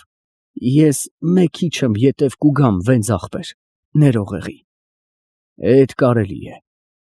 Իսկ թուրքի կնկա վրա ասածդ խոսքերը անցած հաշվենք, հարբած էիր։ Տունս ձորի բողազն ու մոր հարցնես, քեզի ցույց կուտա։ Հազիվ Երանոսը ուստա Մկրտչին ճանապարհ էր դրել և վերադառնում էր, երբ նրա հոլիկում վառվեց նավթի լամպը։ Եկել էր միջնեկ եղբայրը։ Այսօր ընչի տուն չեկար, ախպեր ջան, հարցրեց նա մոտեցող Երանոսին։ Մարդ կարգովս, ինչ կա չկա տունը։ Ինչ պիտի եղնի, լավ է։ Մենակ թե հարս խանումը շատ անհանգիստ եղավ, կերակուր է ղրկե։ Ես կուշտ եմ, Անուշ ջան, իսկ հիմի տեղ պիտի երթամ։ Դուն իստեղ պիտի քնիս։ Չէ, կանանչ պիտի տանիմ քաղաք։ Հոլիկը 100 դաստաթ խուն կա, էն էլ տար։ Դե արի դարպասը փակ է։ Բարի գիշեր։ Բարի գիշեր, ախպեր ջան։ Երանոսը գնաց։ 5 Երանոսը քայլեց արագ, որ հասնի ուստայի ետևից։ Ճանապարհը կորած էր մթության մեջ և բոլորովին անմարդ էր։ Տեղ-տեղ մերթ մի կողմի պատի խոռոչում, մերթ մյուս խաղաղաձայն հոսում էին աղբյուրները։ Դարպասները փակ էին, և պատերի ետևում անշշուկ էին ծառերը։ Երանոսը քայլերն ավելի արագացրեց։ Ճանապարհից թեքվելով դեպի թուրքական շուկայի փողոցը, նա հանկարծ նկատեց իր առջևից գնացող մեկին։ Հարբածությունից էր, թե խավարից, նրան այնպես թվաց, թե դա թրքուհին էր։ Երանոսը համարյա վազեց, որ մոտենա և ստուգի, բայց դեռ մի քանի քայլ չարած, առջևից գնացողը նայեց ետ և տեսնելով, որ մարդ է գալիս, չադրան վար առավ գլխից և անհետացավ մի դարպասի ետևում։ Երանոսը նետվեց այնտեղ։ Դա քաղաքի պանդոկներից մեկն էր։ Դրա բակում մթության մեջ կանգնած էին հայ գյուղացիների սայլեր, թուրք գյուղացիների արաբաներ, ռուս գյուղացիների ֆուրգոններ, անկարգ, խառնիխուռն, խիտ։ Ոչ ոք չկար։ Մարդիկ չայխանայումն էին և գիշերելու սենյակում, որոնք գտնվում էին ձախ պատի տակ, դրա ամբողջ երկարությամբ, իսկ եզները, գոմեշները և ձիերը ախոռումն էին, որը գտնվում էր աջ պատի տակ, նույնպես դրա ողջ երկարությամբ։ Պանդոկում իհարկե ոչ մի կին չէր իջևանում, և թրքուհին ոչ մի դեպքում չէր կարող մտած լինել շենքերը։ Եվ որքան էլ որ նա չադրան վար առած լիներ, մթության մեջ տղամարդու նմանվելու համար, բոստանչին իսկույն կնկատեր նրան լծարձակ սայլերի միջև։ Բայց Երանոսը, որ շատ լավ գիտեր պանդոկի ելումուտը, հասկացավ, որ թրքուհին պանդոկ մտավ ոչ թե թաքնվելու, այլ ետևի դռնակով դուրս պրծնելու համար։ Եվ նա իսկույն նետվեց դեպի այդ դռնակը, որ բացվում էր զուգահեռ փողոցի վրա։ Այնտեղով դուրս գալով փողոց, բոստանչին արագ նայեց շուրջը։ Փողոցը դատարկ էր, ոչ ոք չկար։ Ուր կարող էր անհետացած լինել թրքուհին այդքան արագ։ Հատող փողոցները պանդոկի դռնակից բավական հեռու էին, և հազիվ թե կինն արդեն հասած ու թեքված լիներ դրանցից այն կողմ։ Իսկ շուրջը միայն փակ խանութներ էին։ Հանկարծ Երանոսը կռահեց, որ կինը կարող է մտած լինել եկեղեցի, որը գտնվում էր պանդոկի դռնակից ոչ այնքան հեռու։ Նա արագ անցավ փակ խանութների կողքով ու մոտեցավ եկեղեցուն, բայց իսկույն անդրադարձավ, որ այդ ուշ ժամին բաց չի լինում ոչ մի եկեղեցի։ Գուցե թվացել էր նրան, գուցե չէր եղել ոչ մի թրքուհի։ Եվ իրոք, ինչ գործ ուներ նա այդ ժամին իրենց թաղամասից դուրս։ Եվ ուր կարող էր գնալ իրենց թաղամասի հակառակ ուղղությամբ։ Մթության մեջ խանութների դեղին, կապույտ կամ կարմիր փեղկերը երևում էին միանման մուգ գույնով։ Երանոսը քայլեց դրանց խուլ ու մութ շարքերի միջով դեպի քաղաքի գլխավոր փողոցը։ Այնտեղ, գլխավոր փողոցում, վառվում էին էլեկտրական լույսեր, և բաց խանութներից գազի լամպերի պայծառ լույսը դուրս էր հորդել փողոց, առատ լուսավորելով այն։ իսկ փակ խանութները այդ փողոցում ունեին ոչ թե տախտակե փեղկեր, այլ երկաթե ճաղեր, և ներսում շարունակում էր վառվել լույսը, որի պատճառով այդ փակ խանութները նույնպես թողնում էին զվարթ տպավորություն։ Խանութների վրա կային երկրորդ հարկեր, որ բնակարաններ էին, պայծառ լուսավորված գեղեցիկ լուսամուտներով։ Այդ փողոցը շքեղ էր, խանութները ճոխ, բնակարանները հարուստ։ Մայթերով անցուդարձ էին անում շլյապավոր ու փողպատավոր տղամարդիկ, ռեդիկյուլավոր և կորսետավոր կանանց հետ թևանցուկ, զբոսնում էին ռուս, երբեմն նաև հայ սպաներ, իրենց սիրուհիների հետ, օրորվում էին տուն վերադարձող հարբած գյումրեցիները, անցնում էին կառքեր, մերթ կենտ, որ սլանում էին արագ և մարդկանց տանում էին կայարան, երեկույթ կամ այլ տեղ, մերթ զույգ և երեք, որ գնում էին դանդաղ կողք կողքի։ Դրանց մեջ նստած էին լինում հարսանիքավորներ կամ պարզապես խնջույք անողներ, անպայման նվագում էր դաուլ֊զուռնան,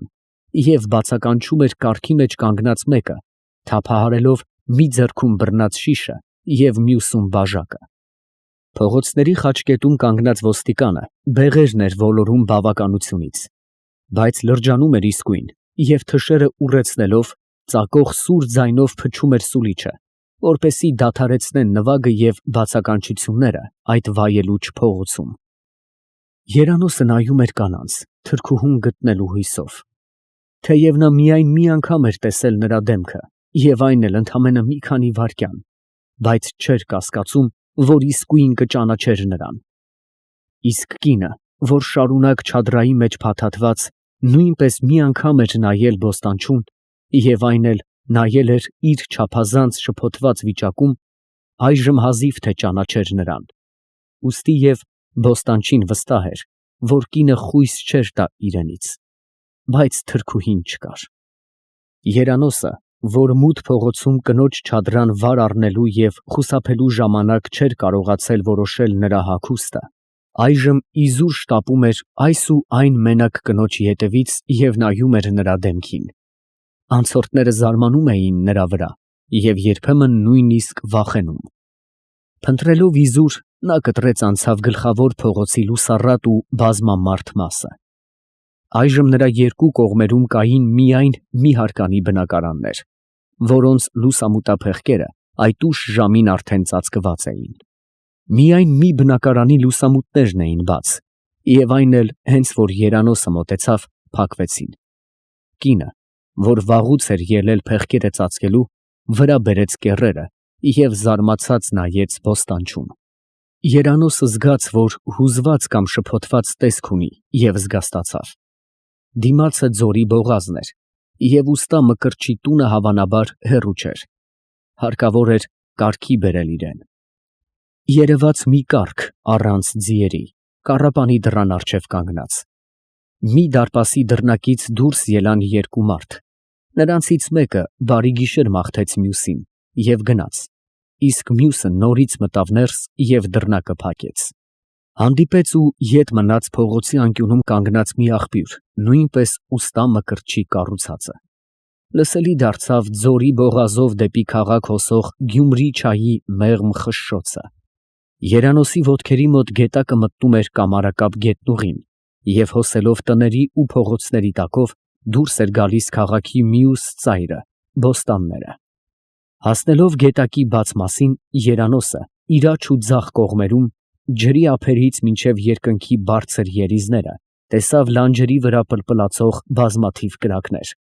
որ չէին լուսավորում ոչինչ, և լսեց շան տխուր, միակերպ հաչոցը։ Սկսվում էր ձորի բողազը։ 6 Երանոսը ուռիներից մեկից մի ճյուղ պոկեց շների հնարավոր հարձակումներից պաշտպանվելու համար և առաջ անցավ։ Մի քանի տնից այն կողմ քարե մի նեղ սանդուղք ջրափից դիկ բարձրանում էր լանջն ի վեր, կտրատվելով փողոցների եզրերին և վերջանալով ամենաբարձր փողոցի վրա։ Այնտեղ իր շրջակա շենքերից ցայտուն զանազանվելով կանգնած էր երկհարկանի մի բարձր տուն,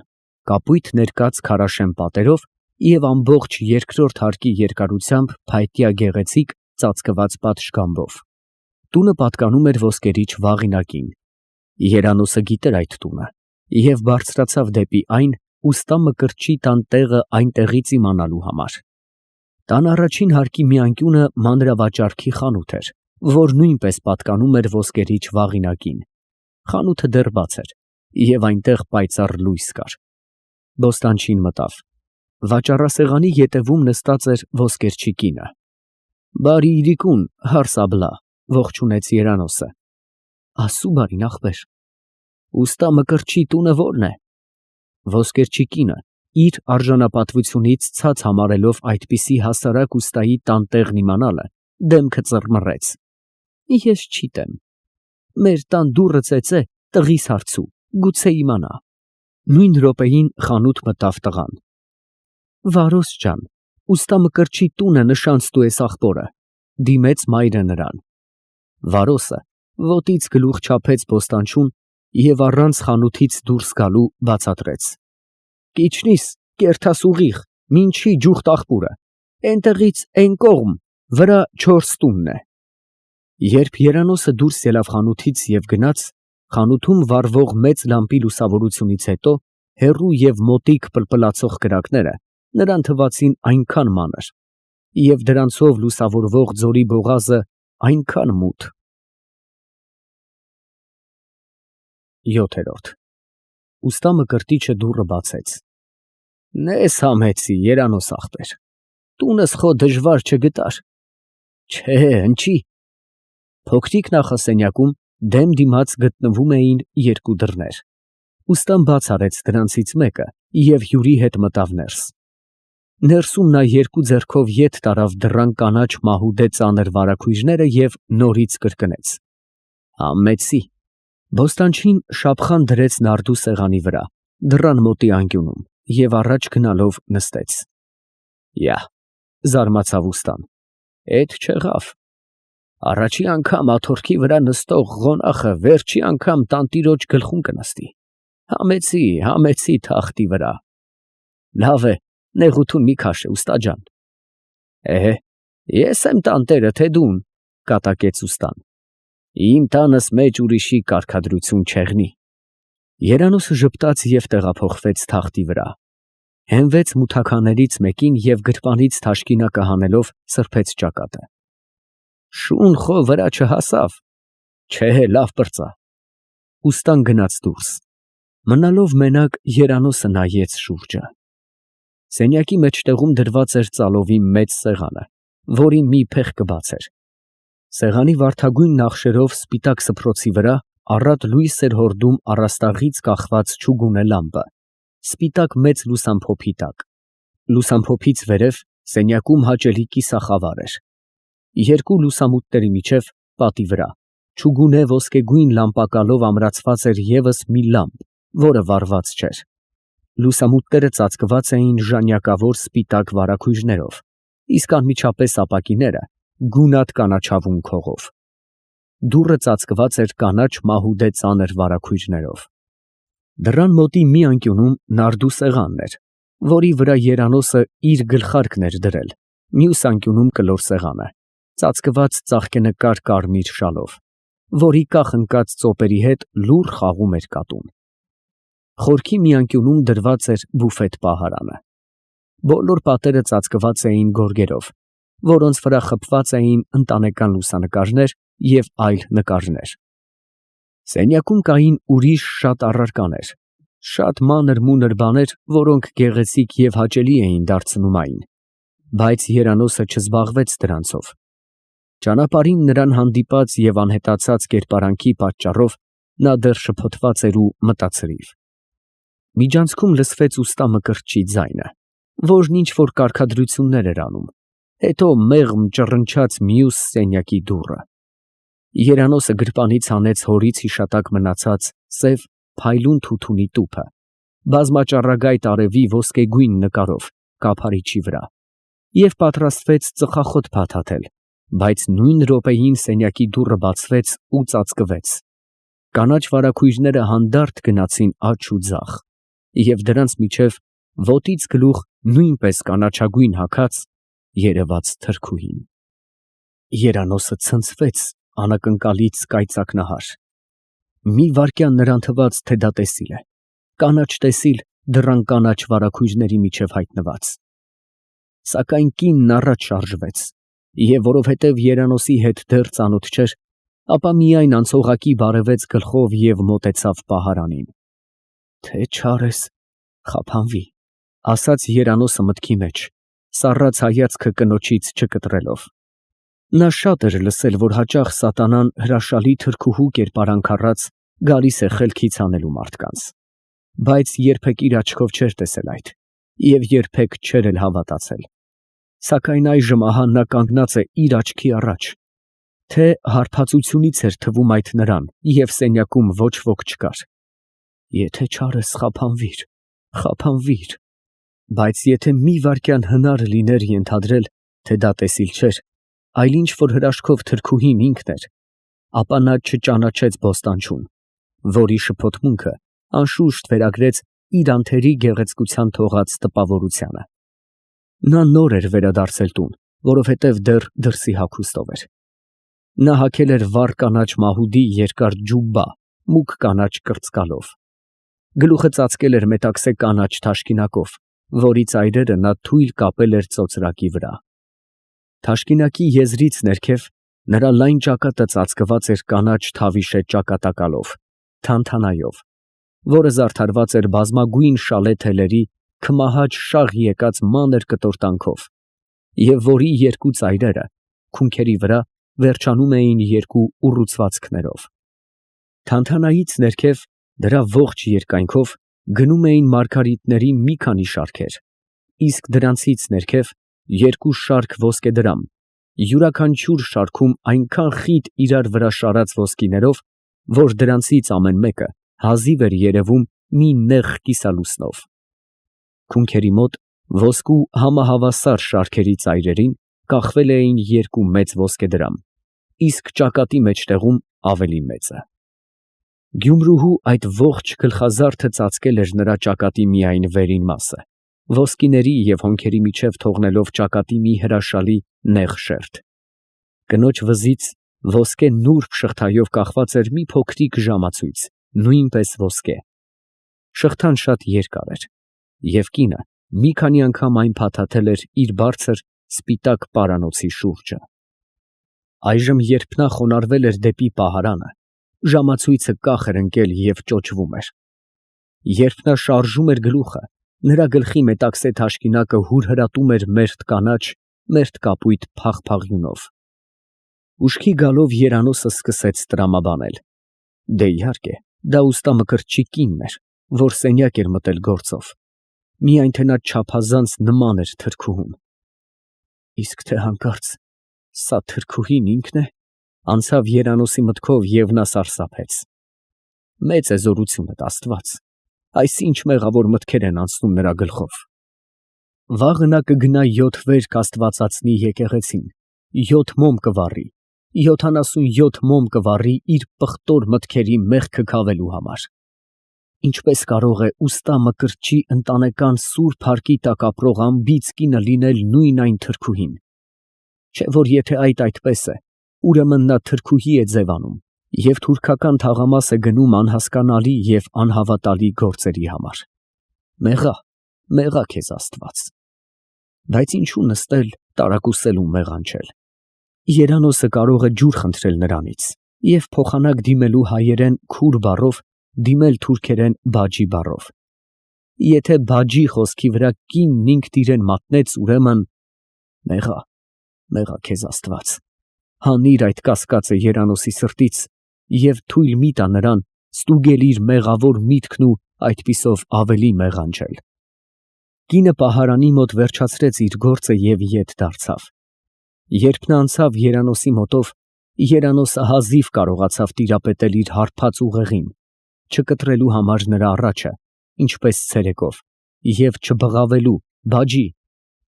Լավ էր, որ կինն արագաքայլ մոտեցավ դռանը, ետ տարավ կանաչ վարագույրները և անհետացավ դրանց ետևում, ինչպես կանաչ տեսիլ։ Համարյա անմիջապես դրանից հետո դուռը բացվեց, և այս անգամ ներս մտավ ուստա Մկրտիչը իր 8 տարեկան տղայի հետ։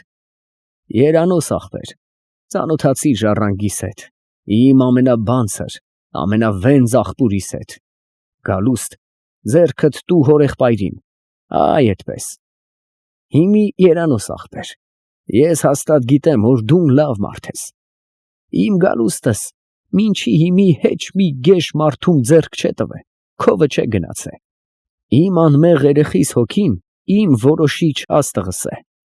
Երանոստն այնքան ցրված էր, որ չհասկացավ կատակ էր անում ուստան, թե լուրջ ասում։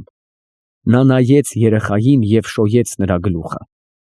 Հիմի գալուստ ջան, մեկ խոսի հորեղբայրի հետ։ Մի քանի րոպե ընձի նորից ները Երանոս աղբեր։ Եվ ուստա մկրտիչը նորից ելավ դուրս։ Երանոսը գրկեց երեխային։ Ուրեմն այն կինը տեսիլք չէր, այլ իրականություն։ Ահա և նրա տղան, նրան անչափ նման։ Երանոսը ձեռք է տալիս նրա սև մազերին, շոշափում է սպիտակ մորթը, նայում է սև աչքերի մեջ։ Եթե իրական է այդ երեխան, ուրեմն իրական է նաև նրա մայրը։ Դրանում կարելի էր բոլորովին չկասկածել։ Բայց այնքան անակնկալ էր հանդիպումը, այնքան կարճատև էր կնոջ այցելությունը, և այնքան մթագնած էր Երանոսի գիտակցությունը։ Զարմանալի մի լույս սփռվել էր սենյակում, իսկ այդ լույսի մեջ կանգնել էր սքանչելի կինը։ 8 Ուստա մկրտիչը բացեց ճոխ սեղան։ Նրա մայրը նստել էր թախտի վրա, Երանոսի կողքին։ Ինքը ուստան նստել էր աթոռին, մեջքով դեպի դուռը։ Երեխան կլոր սեղանի տակ խաղ էր անում կատվի հետ։ Հեղնարը ուստայի խնդրով չէր փոխել իր դրսի հագուստը։ Նա շարունակ ներս ու դուրս էր անում, սպասարկելով սեղանը, բայց հետո, երբ դրա վրա ամեն ինչ իր տեղն էր, եկավ ու նստեց ամուստու կողքին, Երանոսի դիմաց։ Այժմ վառվում էր նաև պատի լամպը։ Ուժեղ լույսի տակ Երանոսը սկսեց ուշադիր դիտել հեղնարին։ Կինը հազիվ լիներ 35 տարեկան, ուներ լիքը մարմին և փոքրիկ նուրբ ձեռքեր։ Երբ նա խոսում էր ամուսնու հետ, թվում էր, թե ուստան նրա հայրն է, թեև ընդամենը 10 տարվա տարբերություն կար նրանց միջև։ Բոստանչին հեղնարին նայում էր անվայել չափով երկար, անկարող քողարկել իր հիացմունքը։ Ուստան և մայրը կամ չէին նկատում այդ, կամ չնկատել էին ձևացնում։ Իսկ հեղնարը անկասկած զգում էր նրա հայացքը, բայց չէր շփոթվում, յուրի ուշադրությունն անշուշտ վերագրելով իր գեղեցկության թողած տպավորությանը։ Եվ նա զարմանալի նման էր թրքուհուն, ավելի նման, քան առաջին անգամ սենյակ մտնելիս։ Ուստա մկրտիչը գինի լցրեց և վերցնելով բաժակը դիմեց հյուրին։ Երանոս ջան, կենացդ, դու բարով ես եկել իմ տունս։ Ցանկանք և հուսանք, որ մեր բարեկամությունը երկարատև եղնի։ Կենացդ աղբեր, ասաց հեղնարը և բաժակ բարձրացրեց։ Երանոսը նայեց նրա բաժակին, ապա ակներով ոսկե մատանիներ հագած նուրբ մատներին, հետո ջուբայի լայն թևքին, որի միջից երևում էր կնոջ ձյունափայլ թևը, նայեց դաստակի վրա հագած ոսկե ապարանջանին, որն իր գունատ դեղինով զարդարել էր նրա մաշկի սպիտակությունը։ Երանոսին թվում էր, թե հիմա ինքը վար կշպրտի բաժակը, բաջի կբացականչի և կընկնի նրա ոտները։ Կենացդ օղուլ, լսվեց ուստա մկրտչի մոր ձայնը։ Բոստանչին սթափվեց և հայացքը շուռ տվեց այն կողմ։ Ամենք հետ էլ շնորհակալ եմ ձեր քաղցր հյուրասիրության համար, մկրտիչ աղբեր, շնորհակալ եմ քու բանցր պատվիդ համար, որ դու ինձ ցույց կտաս։ Երբ բոստանչին սկսեց խոսել, հեղնարը իսկույն լարվեց, կենտրոնացավ, կարծես ուզում էր ճանաչել հյուրի ձայնը, բայց և իսկույն հանդարտվեց։ Խոսելիս բոստանչին մի քանի անգամ նայեց նրան և սոսկաց, թե հանկարծ ով գիտե, գուցե իրոք նա թրքուհին է։ Ուստի և նա վախով էր սպասում, թե երբ էր ուստա մկրտիչը նրան ներկայացնելու իր ընտանիքին, հիշատակելով իհարկե նրա բոստանչի լինելը։ Չուզենալով ճանաչվել հեղնարի կողմից, նա պատրաստվում էր ընդհատել ուստայի խոսքը, սակայն ուստան ոչինչ չէր ասում։ Ըստ երևույթին, դեռ սեղան նստելուց առաջ էր նա իր մորը հայտնել հյուրի ով լինելու մասին։ իսկ հեղնարին հարկ չէր համարել հայտնել ոչինչ։ Երկրորդ բաժակն առաջարկեց ինքը Երանոսը։ Նա գնաց կլոր սեղանի մոտ, բերեց այնտեղից երեխային, նստեցրեց իր ծնկանը և ասաց. «Ես էլ անմեղի կենացը կխմեմ ամենեն առաջ։ Դուն խանում աբլա, էս տան վենձն ես, ու բազում տարի քուկդ է եղել ամենավենձ պատիվը։ Պատիվը հիմի էլ է քուկդ, հմը էգվանն ես մարդունն է։ Էգվան մարդիկ բոլորիս մտեհան պիտի ենեն, էսօր պիտի պատվեն։ Ուստա մկրտիչ, թե դուն քու շնորհքեդ էսօր մեջ բան դրած ունիս, ուրեմն իմացի, որ էսօր հարգողը քեզի հարգած կեղնի։ Հեղնար քուր, թե դուն քու սիրունութունեդ էսօր մեջ դրած ունիս, ուրեմն իմացի, որ էսօր էրնակ տվողը քեզի էրնակ տված կեղնի։ Ծնողքը պիտի ապրի իր անզավակի մեջ։ Գալուստ ջան,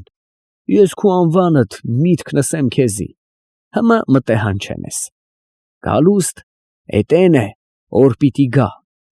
Երեխան ժպտաց ու նայեց մորը։ Մայրը խանդաղատանքով վեր կացավ տեղից, մոտեցավ թախտին և ամուր գրկեց նրան։ Կնոջ թևը մի վայրկյան շփվեց Երանոսի ձեռքին։ Երանոսը ցնցվեց կնոջ ջերմությունից և բաժակը դրեց վար։ Քուր, բոստանչին կարկամեց։ Բառը դուրս էր թռել ինքնաբերաբար, ինչու դիմեց նրան, ինչ ուներ ասելու։ Քուր, կրկնեց նա այնուամենայնիվ, բաժակը նորից վերցնելով։ Մկրտիչ ախպերս, առավոտվնե իրիկուն տունը չէ, մերս էլ պառավ կնիկ է։ Հեղնարը հանկարծ գունատվեց։ Ով գիտե, ինչ վերջավորություն էր սպասում նա հյուրի խոսքերին։ Դուն ինքդ պիտի վենձեցնես էս ճյուղը, շարունակեց Երանոսը։ Էնպես էրա, օրենիկ միշտ դալար մնա ու պտուղ տա։ Հեղնարը ժպտաց, համաձայնաբար գլխով արեց և իր շնորհակալության ակնածանքով նայեց ամուսնուն։ Ուստան պայծառացավ։ Երանոսը նայեց նրան և իր ամբողջ հոգով նախանձեց նրա երջանկությանը և իր ամբողջ հոգով ցավակցեց նրա դժբախտությանը։ 9. Եկավ ժամանակը, երբ պետք էր խմել հեղնարի կենացը։ Երանոսը նայեց լիքը բաժակին և մտքի մեջ ընկավ։ Ինչ ասել բաժակի վրա։ Ակնարկել հեղնարին, որ ինքն այն բոստանչին է, որը գիտե նրա գաղտնիքի մի կեսը և գուշակում է մյուս կեսը։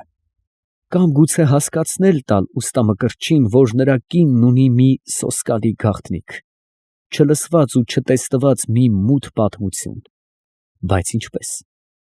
Չէ՞ որ Երանոսը դեռ ինքն էլ չի կարողանում հավատալ այդ բանին, թե հեղնարը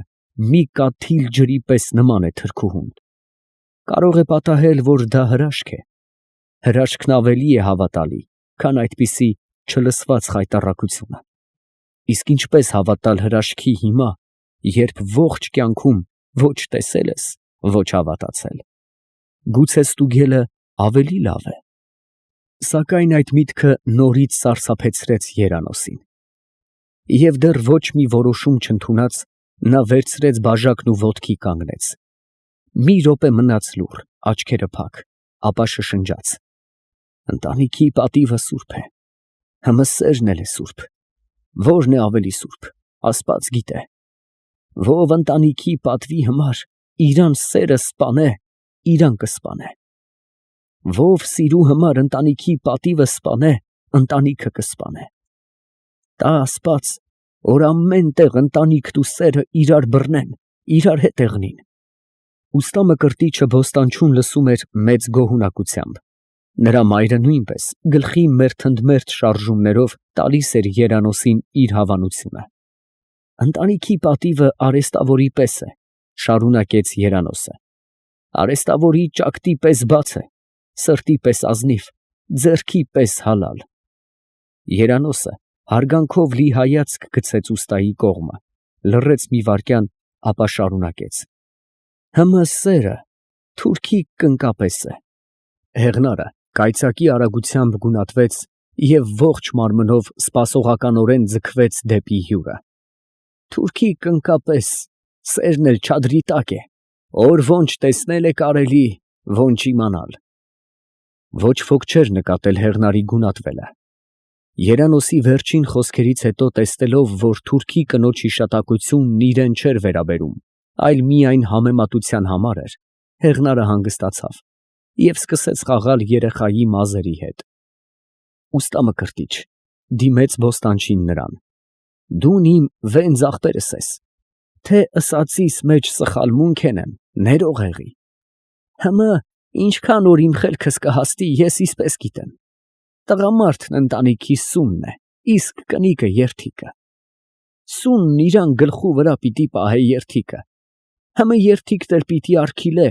որ ոնչ թե մեննակ անձրևը չլցվի տունը, այլ նաև օտարաշկը նես չաշե։ Ճշմարիտ է, Երանոս ջան, հաստատեց ուստան, բայց իսկույն դարձավ դեպի մայրը հավանության ակնկալությամբ։ Մայրը ժպտաց և գլխով համաձայնության նշան արեց։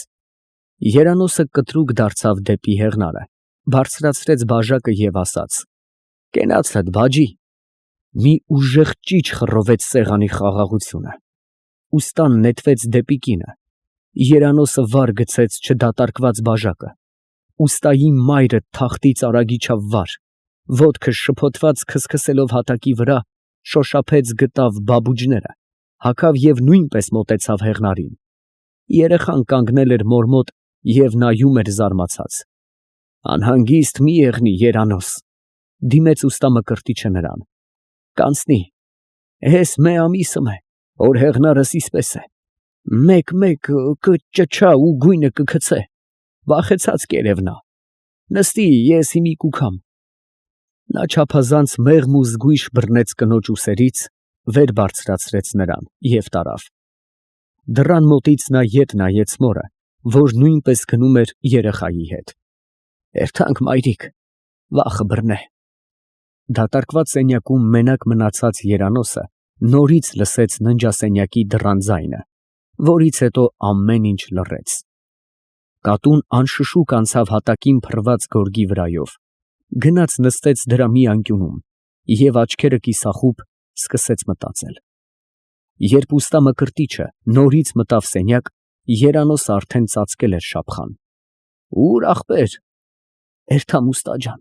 համուշ է, համ էլ քուրս։ Ուստան չպնդեց։ Դրսի դռան մոտ նա սեղմեց բոստանչու ձեռքը և ասաց. Ներող կեղնիս, Երանոս ախպեր, պատահմունք է։ Մե ուրիշ անգամն ավելի ուրախ բարի գիշեր կսենք իրար։ Հեռվում, ձորի բողազի բոլորովին անլույս մի անկյունում, մի շուն հաչում էր տխուր, խուլ ու միակերպ։ Թվում էր, թե դա արձագանք է և ոչ թե իսկական հաչոց։ Երանոսը գնաց։ 10-րդ Առավոտյան Երանոսին գտան իր հոլիկի դռան առջև, թախտի վրա պառկած, դանակը կրծքի մեջ։ Քրեական և բժշկական քննությունն այդ դեպքը արձանագրեց իբրև անհայտ պատճառներից դրդված ինքնասպանություն։ Գլուխ 3 Առաջին Իբրահիմի ղայֆախանան սովորականի պես լիքն էր մարդկանցով և սովորականի պես լուռ։ Ովքեր ծեր էին և միշտ տանն էին, ովքեր տկարության կամ այլ պատճառով այդ օրը նույնպես շուկա չէին գնացել, օրվա այդ վաղ ժամին գտնվում էին ղայֆախանայում։ Ընդհանուր լռության մեջ լսվում էին միայն նարդիների փուլերի չխկոցները և լվացվող բաժակների զնգզնգոցը։ Իբրահիմը կանգնել էր վաճառասեղանի ետևում։ Վաճառասեղանի վրա շարված էին 6-7 նարգիլե, տարբեր չափի ու ձևի, իսկ մի ծայրում փաթաթված դրված էին նամազլղ փոքրիկ գորգեր ու շարված էին նամազի մի քանի կոնքեր ու գյուգյումներ։ Իբրահիմի ետևում պատից կախված էին պղնձե զրահներ ու պողպատե թրեր։ Կողքի պատերի վրա խփված էին շատ հին և շատ թանկարժեք երկու գորգեր։ Փողոցի պատը ամբողջովին ապակեպատ դուռն էր և ընդարձակ լուսամուտը։ Դռան վերևում կախված էին դափ, թառ և քյամանչա նվագարաններ։ Դափը կախված էր մաշկով դեպի պատը։ Երբ ներս մտնողը դուռը ամուր էր ծածկում, դափի փուլերը օրորվում էին և հազիվ լսելի զնգզնգում։ Ուրբաթ օրերը Իբրահիմը ավելի ուշ էր փակում ղայֆախանան։ Ուրբաթ երեկոներին այնտեղ թառ քյամանչայի վրա նվագում էին Գյումրու հռչակավոր երգերն ու եղանակները։ Խմիչք իհարկե չէր լինում, որովհետև կրոնն արգելում էր թուրքերին խմել, և նրանք չէին խմում հրապարակորեն։ Նվագը նրանք լսում էին լուրջ ու մտասևեռ։ Յուրաքանչյուր րոպե կամացուկ ներս էին մտնում նորանոր մարդիկ։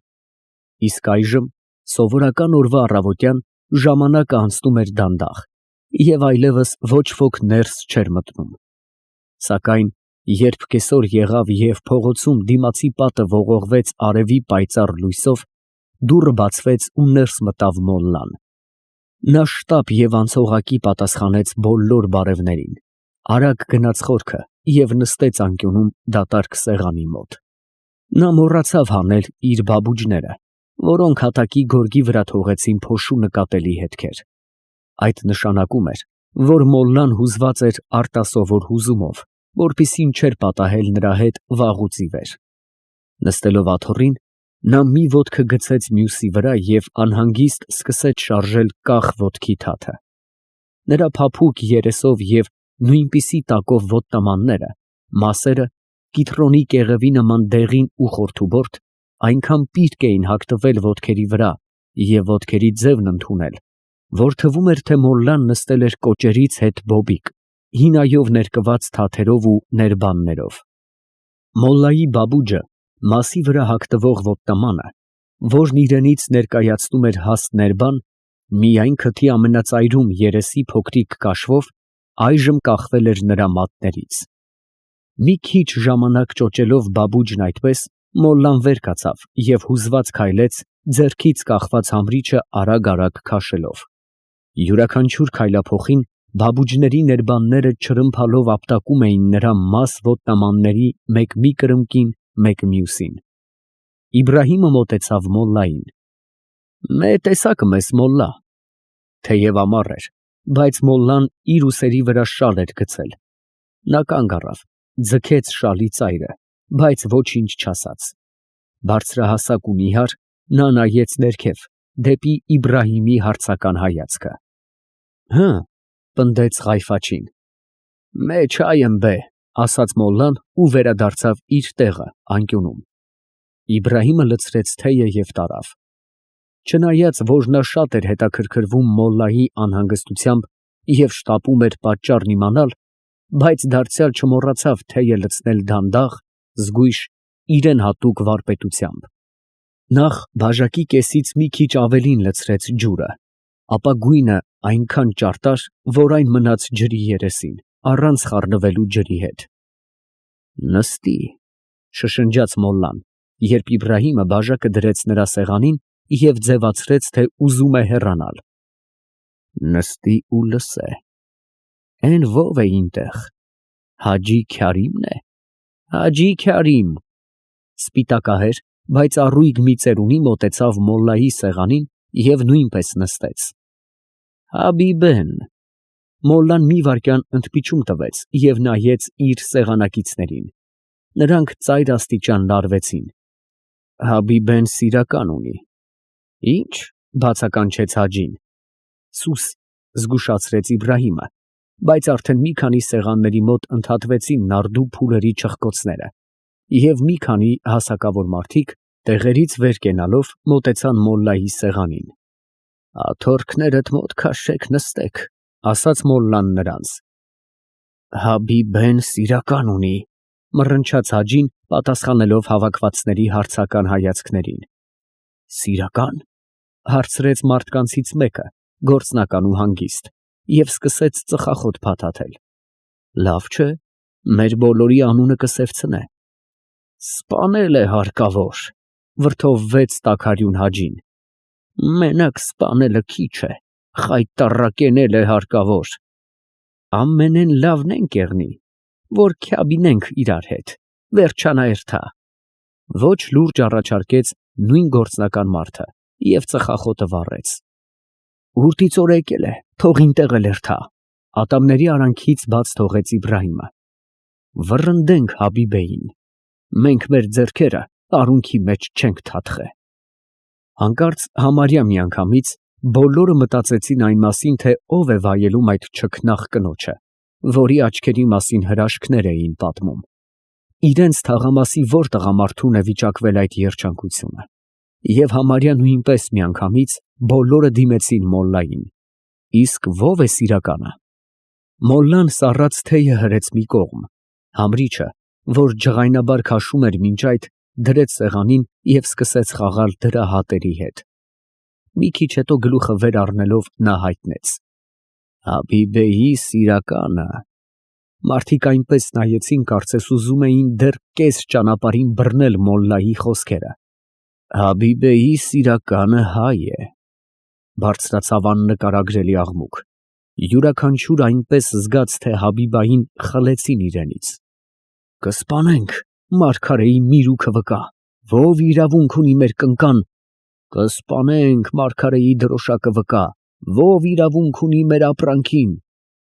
Գեղի ոսկորը գեղի շանը պիտի հասնի, ով իրավունք ունի մեր ոսկրին։ Ինչի մենակ սիրականը կսեք, բկնիկը։ Փրփրակալած զայրույթը իր հոսանքի մեջ քարացավ մի պահ, ապա գլորվեց դեպի հակառակ կողմը, դեպի թրքուհին, որն այնքան գեղեցիկ էր, բայց և այնքան անմատչելի նրանց համար։ Գառան պես կմորթենք, ինչ հղթե հայի տղի հետ։ Կչոքեցնենք իրան մեղքի դռան առաջը, ճիտը կկտրենք, հայի տղի հետ։ Մատաղ կենենք շարիաթին, Քրիստոնի հետ։ Ընդհանուր աղմուկի մեջ Իբրահիմը խոսեց հանդարտ ու կամացուկ, ուստի և նրա ձայնը լսելի դարձավ բոլորին։ Չեմ կռնա հավատա, որ հայը էդքան աննամուս կեղնի։ Աղբոր պես հալալ կապրեինք իրար հետ, իրար չոր չէին ասե, հմայնոնք մեր աղջկան։ Աղմուկն իջավ, մոլլան նորից հաստատեց իր խոսքերը։ Ինչ էլ օրեղնի, ասաց Իբրահիմը, սպանելը լավ չէ։ Ուրտից եկել է, թող ինտեղ էլ երթա, մեզի էդ տեսակ թուրք կնիկ հարկավոր չէ։ Իսկ տղի գործը մենք տանք հայերու վենց մարդոց, թողենոնք թքեն օր երեսին։ Ինչ կսես մոլլա։ Մոլլան ափի մեջ հավաքեց իր ցանցառ կարճ մորուքը և սկսեց մտածել։ Մոլլա, հապա ինչը իմացար, հարցրեց Հաջին։ Սաֆարի երեխեքն էին տեսե հայի տղին, Հաբիբեի տունը մտնելու վախտը։ Լռություն տիրեց։ Գործնական մարդը ծխափողը թխթխկացնելով սեղանի ծայրին, ծխախոտի մնացորդը մաքրեց դրա միջից և խորհուրդ տվեց. Մե բանը մտածեք, իրիկունը մեր տղամարդիկ բազարից տուն կուգան, Հաբիբեին կսպանեն, կամ մենք սպանենք, կամ էդ օր առաջն առնենք։ Նա այնպես գործնական ու հանգիստ էր խոսում, որ թվում էր, թե կատակ էր անում, սակայն նրա խոսքերը բոլորի ուշադրությունն ուղղեցին դեպի նրա հիշեցրած վտանգը։ Այո, տուն կգան տղամարդիկ և առանց երկար մտածելու արյուն կթափեն։ Ոչ, մինչդեռ նրանք մտածում էին, նա նորից առաջարկեց. Կնկան վռնդենք, իսկ տղին ծեծենք։ Իբրահիմ, Հաջի Քարիմի գավազանը տունձի։ Տղին ծեծենք, համաձայնվեցին մի քանիսը։ Համը կնկան։ Նրանց սրտերը, ովքեր դեռ ծեր չէին, սեղմվեցին խանդից։ Անհայտ հեռուներից իրենց թաղամաստ էր եկել անծանոթ մի գեղեցկուհի, սեր էր արել կողմնակի մի մարդու հետ և այժմ պետք է հեռանար նորից։ Մեկը տեսել էր նրա աչքերը, մյուսը ճակատը, երրորդը նուրբ ձեռքը, չադրայի եզրերը բռնած։ Երբեմն քամին բարձրացրել էր չադրայի և շրջազգեստի փեշը, ցուցադրելով նրա չքնաղ սրունքները։ Երբեմն քամին չադրան ու շրջազգեստը պիրկ փակցրել էր մարմնին, քանդակելով նրա գեղեցիկ մարմնաձևերը։ Իսկ հետո, սուրճի մանրիկ գավաթների վրա գլուխները կախած, նրանք երկար պատմել էին նրա մասին, նկարագրել նրան, և բոլորի մտապատկերներում ամբողջացել էր Հաբիբան իր սպիտակ ճակատով և սև աչքերով, նուրբ ձեռքերով և սլացիկ սրունքներով, մոտիկ, բայց անմատչելի։ Շարիաթը, բոլորը սթափվեցին։ Շարիաթը, կրկնեց մոլլան, գեշ բան կպահանջե հավատացյալներ, հմը ես ձեզնեն էդ գեշը չեմ ուզե։ Եկեք, կակուղ սիրտ եղնինք և թող Ալլահը ընձի պատժե իմ թույլ բնավորությանս համար։ կնկան վռնդենք, իսկ տղին ծեծենք։ Ես իմ վենց կնկաս այսօր կղրգեմ Հաբիբեի քովը։ Հաջին և մյուս բոլոր հասակավորները համաձայնությամբ գլխով արեցին, թե իրենց կողմից և թե բացակայողների։ Երկրորդ ցերեկվա պայծառ անդորրը տարածվել էր բոստանների վրա։ Ամեն ինչ անշարժ քարացել էր այնտեղ, բայց դա շոգի թմրություն չէր, այլ միջօրեի խաղաղություն։ Արևը լճացել էր բոստանների վրա, դաշտերի վրա, հորիզոնից հորիզոն։ Խոշոր, մուգ բծերով երևում էին ծառերի շարքերը մարգերի եզրերին և հոլիկների շուրջը։ Շոգն ու հովը ապրում էին կողք կողքի։ Զովացնող քամին, անցնելով երբեմնակի, հանդիսավոր ու ծանր խշշացնում էր սաղարթները, որոնք հովհարում էին իրենց ստվերում հանգստացող մարդուն կամ կենդանուն։ Հոլիկի մոտ ծառերի տակով սահում էր վճիտ ջուրը իր արխի մեջ, սահում էր արագ, բայց բոլորովին լուռ։ Երբեմն միայն ջրի մի կոհակ բարձրանալով մի փոքրիկ քարի վրա և իջնելով, ծկլթում էր կամացուկ, կարծես աղջիկ մտավ ջուրը լողանալու և դրա սառնությունից սրսփաց։ Ներքևից դեպի վերև, ուռիների ճյուղերին նայելիս, մարդու աչքերը շաղվում էին արևի մանր պատառների և տերևների մանր բազմության խառնուրդից։ Սաղարթների մեջ համատարած լսվում էր պիծակների համարյա անըմբռնելի նուրբ պզզոցը։ Պիծակները աննկատելի էին և պտտվում էին իրենց նման աննկատելի ծաղիկների շուրջը։ Նրանց պզզոցի հետ խառը դեպի կանաչ գետինն էր իջնում այդ անհամար ծաղիկների սքանչելի բույրը, նույնքան նուրբ, նույնքան անըմբռնելի։ Հեռվում, որտեղ վերջանում էին բոստանները և փոքրիկ կույտերով թափթփված էին պսպղացող ապակու կտորտանքներով լի աղբակույտեր, կանոնավոր ընդմիջումներով, միակերպ ու մտածկոտ, լսվում էր ինչ֊որ թռչունի ձայն. հոպպո, հոպպո, լռություն խոր ու պայծառ, հոպպո, հոպպո, ցերեկ, անշարժություն, հոպպո։ Մարդիկ կարող էին ժամերով պառկել մեջքի վրա, ուռիների տակ, արխի մոտ, զգալ սաղարթների և ջրի թարմությունը, շնչել ճյուղերից իջնող քաղցր ու խաղաղեցնող բույրը, լսել պիծակների պզզոցը, ջրի հանկարծակի ծկլթոցը և արևոտ հեռվից երբեմնակի եկող հանգիստ, խաղաղ, անմարմին ձայնը. հոպպո, հետո լռություն և ապա նորից հոպպո։ Այդ ձայնից լռությունը չէր խախտվում, խաղաղությունը չէր վրդովվում, այլ յուրաքանչյուր կրկնությունից հետո դառնում էր ավելի խոր, ավելի լայնատարած։ Երբեմն հեռվում որևէ ծառուղիով անցնում էր մի մարդ, բահը ուսին, և ոտքերը ծնկներից հետ բաց, հոպպո, լսվում էր նույն րոպեին, և մարդը նույնպես թվում էր անմարմին ու խաղաղ պատկեր։ Երբեմն զբոսնելու ելած երկու աղջիկներ մտնում էին բոստաններից մեկը և քայլում էին ծառերի ստվերներով։ Նրանք հագած էին լինում մեղմ վարդագույն եզրերով և գոտիներով սպիտակ զգեստներ, նույնպիսի վարդագույն ու լայն եզրերով սպիտակ գլխարկներ։ Նրանց նուրբ զգեստներից բուրում էր մատաղահաս աղջիկների յուրահատուկ բույրը, անմեղությունը։ Իրենց անբիծ հագուստներով նրանք նմանվում էին խնձորենու ծաղիկների, նույնպիսի սպիտակ, նուրբ վարդագույնով։ Նորից լսվում էր հոպպո, և աղջիկները նույնպես թվում էին անմարմին պատկեր։ Հեռվում, երանոցի բոստանի դարպասի վրա, բացվեց դռնակը և ներս մտավ ուստամկրտիչը։ Թվաց, թե նա էլ էր անմարմին երազ, որ մարդ էր եղել և գոյություն էր ունեցել երբևէ, ապրել էր և աշխատել, ավարտել էր իր կյանքն ու մեռել, իր հետ տանելով նաև իր աշխարհը։ Բայց այժմ վերակենդանացել էր նորից, միայն մի վայրկյանով, երևութականորեն, և այդ պատճառով ավելի հանդիսավոր էր և համրաքայլ։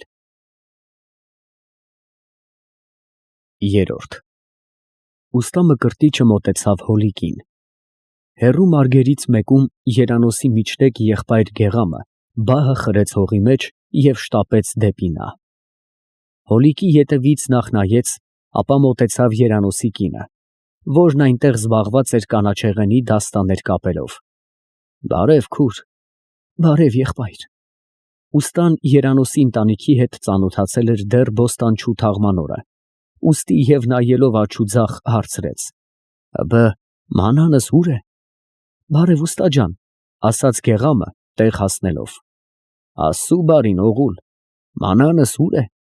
«Քնած է եղբայր»,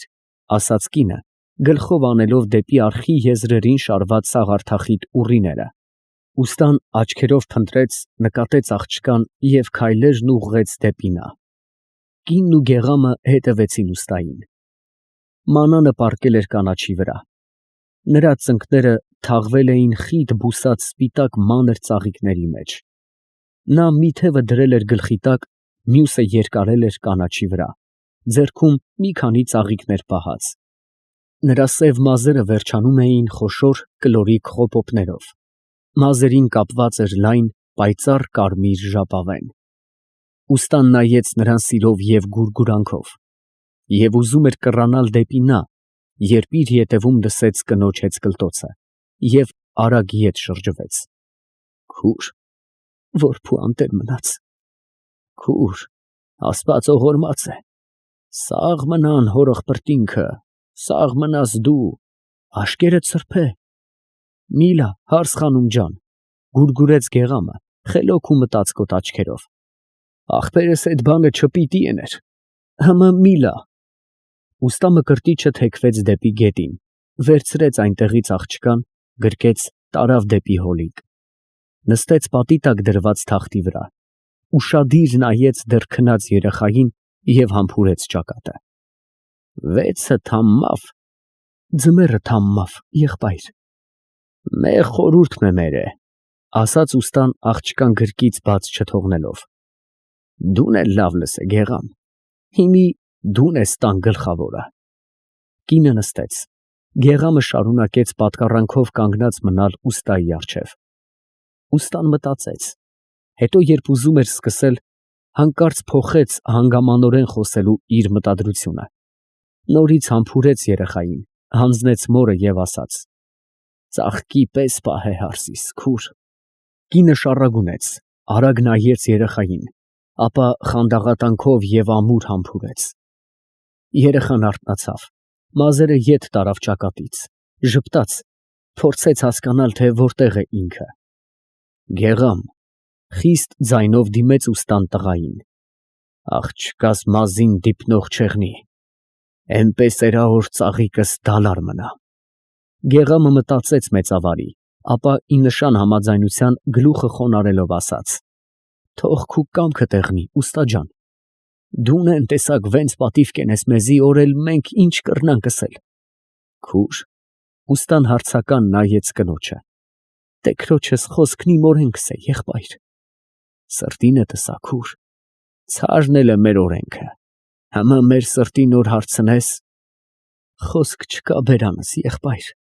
որ սրտիս ուրախություն նսեմ։ Դուն իմ որբիս հեր դառնալ կուզես։ Դուն իմ անբախտիս բախտ տալ կուզես։ Դուն իմ մանանիս։ Եվ չկարողանալով զսպել ոչ տխրության, ոչ ուրախության արցունքները, նա նորից համբուրեց երեխային։ Լսելով իր անունը, երեխան ժպտաց ու վարձ հատկելով մոր գրկից փախավ։ Ըստ երևույթին նա ամաչեց, որ երեք չափահաս մարդիկ զբաղված են իրենով։ Ուստան պայծառացած աչքերով նայեց նրա ետևից, ժպտաց իր բեղերի մեջ և գրպանից հանելով կես շիշ օղի, դիմեց գեղամին։ Բաժակ բե, բայց և իսկույն ընդունեց ուրիշ որոշում։ Կեցի, բաժակ հարկավոր չէ։ Գնա, երկու խիար քաղե։ Գեղամը արագ գնաց մտավ վարունգի մարգերը, քաղեց երկու վարունգ, վերադարձավ։ Դանակ էլ բե։ Երբ գեղամը մտավ հոլիկ, ուստայի դեմքը մի պահ ընդունեց խիստ արտահայտություն, և նա դիմեց Երանոսի կնոջը։ Քուր, լավ գիտնաս, որ վենց պատիվ կենեմ ձեզի։ Իրան սպանող մարդու ընտանիքի հետ բարեկամություն ենելը օրինավոր բան չէ։ Որ ուրիշներն օրինակ առնին, ես եմ մեղավորը։ Գեղամը բերեց դանակը և տվեց ուստային։ Կինը ճչաց, գեղամը շփոթվեց և ձեռքը արագ մեկնեց դեպի ուստան։ Տու ուրիշը բերեմ, չնկատեցի, որ իսիկ էն դանակն է։ Ուստան ետ ծալեց նրա ձեռքը։ Մի սխալվի օղուլ, ասպաց ինքդ է քեզի սեորես դանակը բերես։ Էդիկ չար դանակ էր, հմի իրան չարությունը դարդկել է։ Հիմի այսօր մեջ մենակ բարին է մնացել։ Ասել է, մեզի բախտավորություն պիտի բերե։ Միշտ քովդ պահես դանակը։ Վերցնելով վարունգներից մեկը, նա դանակով երկու կես արեց, փորեց միջուկը և դարձրեց բաժակներ։ Վերցրեց մյուս վարունգը, մի բաժակ ևս դրա կեսից պատրաստեց։ Օղին լցրեց դրանց մեջ, մեկը ինքը վերցրեց, մյուսը մեկնեց կնոջն ու գեղամին։ Մեր ուխտի կենացը, ասպաց ողորմի երանոսի մեղավոր հոգուն։ Տա ասպաց, որ աշխրքիս երեսին հեչ մե մարդըմ մեր ուխտը քանդել չկրննա։ Բարով վենձնան մանանս ու գալուստս, իրար հասնին, ուրախ ապրին, բախտավոր եղնին։ Ուստա մկրտիչը մի ումպով դատարկեց օղին, ապա կերավ վարունգը։ Գեղամը նույնն արեց։ Կինը խմեց մի քիչ և արցունքները աչքերից գլորելով, մնացած օղին թափեց դանակի վրա։ Դուն էլ խմե, անգութ, աղջկադ նշանն է։